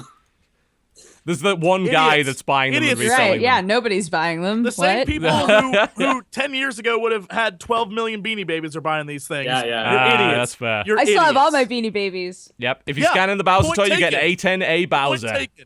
Fuck Retirement fund right there. yeah. Bowser A10. Yeah, totally. Lovely. They're gonna come back in. I just know it. Nope. Next. Next up is The Escapists. It's coming Good out game, for I'm Xbox told. One. It's a game about It is a escaping good prison. game. Apparently, it's pretty All fun. right. I've not played this, but I remember looking at it and going, what? This is like Prison Architect, but But you're trying to escape from the prison. Yeah, Yeah, it's like it's fun. It's kind of like a survival RPG, but you're kind of in prison and you're trying to figure a way out of it. I think it just came out of early access, so I think it is now fully playable. Oh no, they're doing another one. The last game, No, please February stop. 16th. Gas Guzzlers Extreme Full Metal Zombie for PC. No. This is the third fucking Gas Guzzlers game, and this time they put fucking zombies in. Oh, stop it! Your game is not good. It was never good. Oh my god, is it the fourth? Oh, it's a DLC for Gas DLC, Guzzler's yeah. Extreme Full Metal Frenzy, which apparently came out at some point and I managed to thankfully avoid. No, it's a DLC for a DLC. No, I'm deadly serious. Like, this is DLC for Gas Guzzler's Extreme. This appears to be a DLC for Gas Guzzler's Extreme Full Metal Frenzy, which is a DLC. Yes. I am blown away. I didn't think Gas Guzzlers could get any shittier. Apparently it can. Wow. You disappoint me. Like, anyone that does a bad car combat game, I hate you forever. That happens. I want my Interstate 76 back. Quit fucking around with me. But make an HD remake of that. That was worthwhile. I'm sorry, I'm very passionate about this Is it subject. You free? can tell. Not at all. Isn't it? I don't think so. Oh no, you have to spend quite a lot of money to even get to it. Don't. Yeah, you're right. It's DLC for DLC. It's DLC for DLC. Great. Wow. Well, at least no Evolve one hasn't tell done that 2K. They'll come up with that idea themselves. Oh, they're not going to send me no more games anymore. Right, there And we that's go. it. That's what's Up till coming out. next Tuesday. Yep, not too many games, gotta say, this week. Oh, well, never mind. So, the last thing that we do on the show is, of course, allow people to plug and tell them where can we go to watch your wonderful content. Let's start with Mr. Danny, the wonderful person from GameSpot. Let's find out. Thank you so much for inviting me on. It's an absolute pleasure. Thank you very much for taking the time. No worries. All my stuff's on GameSpot.com. Obviously, our live show, The Lobby, is on every Tuesday, 2 p.m. Pacific, so it's going to be on in a few minutes on GameSpot. So you can go to across the GameSpot whole- right after this and go watch Danny again. Exactly. There you Yeah, go. if Go you do want to. At Daniel Dwyer on GameSpot. Everything's there. All my shows I tweet about. And I just want to let everyone know as well that there is an associate editor position open at GameSpot at the moment. So if anyone is interested in getting into the traditional side of games journalism, make sure I'll tweet about it in the next hour or so. You get to go to that if you're GDC interested. sex party. It's going to be great. Yeah. Can you imagine? Yeah, nothing's hotter than game developers and games journalists. We're just like the Adonises, baby. Indeed, absolutely. Just chiseled jaws everywhere. You'd be surprised how good your abs are when you're sitting all day Incredible playing video breasts. games or writing scripts. Yeah. Oh, man. Okay, Jesse, what's coming up this week? What's going on? Well, I've decided that I'm just going to change my entire channel to only numbers and only score systems from now on. So, fuck y'alls. I'm going this episode, 8 of 10. But if you want to see some 10 of 10 content, Don't watch his Dragon Age LP. You definitely should. It's great. It's still going. Herb For picking all the simulator. assholes who are like, this is never going to end. There No, are it many people won't. who are like, there are many people who are like, this is great. Thank you for doing this, because no one else on the internet is. Because everyone else on the internet, 3 of 10s. Watch my channel. All right. Dojo, what's going on with the channel this week? What's going on? If you would like some beautiful anime-flavored 3 out of 10 content, you should head on over to youtube.com/press to continue. Huzzah! And I also have another channel, youtube.com/dexterity bonus, where I drink coffee and talk about my cats. Hasn't been as much going on there because I was in the desert for a few days finding myself. Nice. And on Play all the some golf social next time. medias. I know, Indeed, I you should have should. played golf. But on all the social medias, I'm at DexBonus, DEXBONUS. Mwah. Cool. Thanks so much for watching. If you love manga, you should tune into Manga Pod tonight. It happens at 7:30 Pacific time, or you can go to my little stream announcement video on my 2 channel, of 10 and it'll have a podcasts. 2 countdown. of 10 podcasts. That's in 2.5 hours. 3 out of for us 10, watching at the live least. stream right now. Yeah. 2 of 10. At least 3 out of 10. 2.5. We don't do scores on my channel. We just talk a lot. Well, 1 of 10. The only numbers we deal with are field of view, horizontal and vertical alignments. We will. I'll talk a lot about that. But outside of that, the Dying Light video went up this week. Yes, I know it's late as shit. They sent me the copy late, so I couldn't be asked. That simple. 4 of 10. Eventually got that game up, and I think Evolve is probably on the docket. I imagine I might have a look at Hardline, but I'll probably just wait for the damn thing to come out. Frankly, so it's mostly going to be Evolve and then a bunch of really cool indies. If you haven't checked it out already, go to Jenna's channel. We have new content up there. We have the play of Honey Pop if you wish to watch that. Some people have told me it was funny.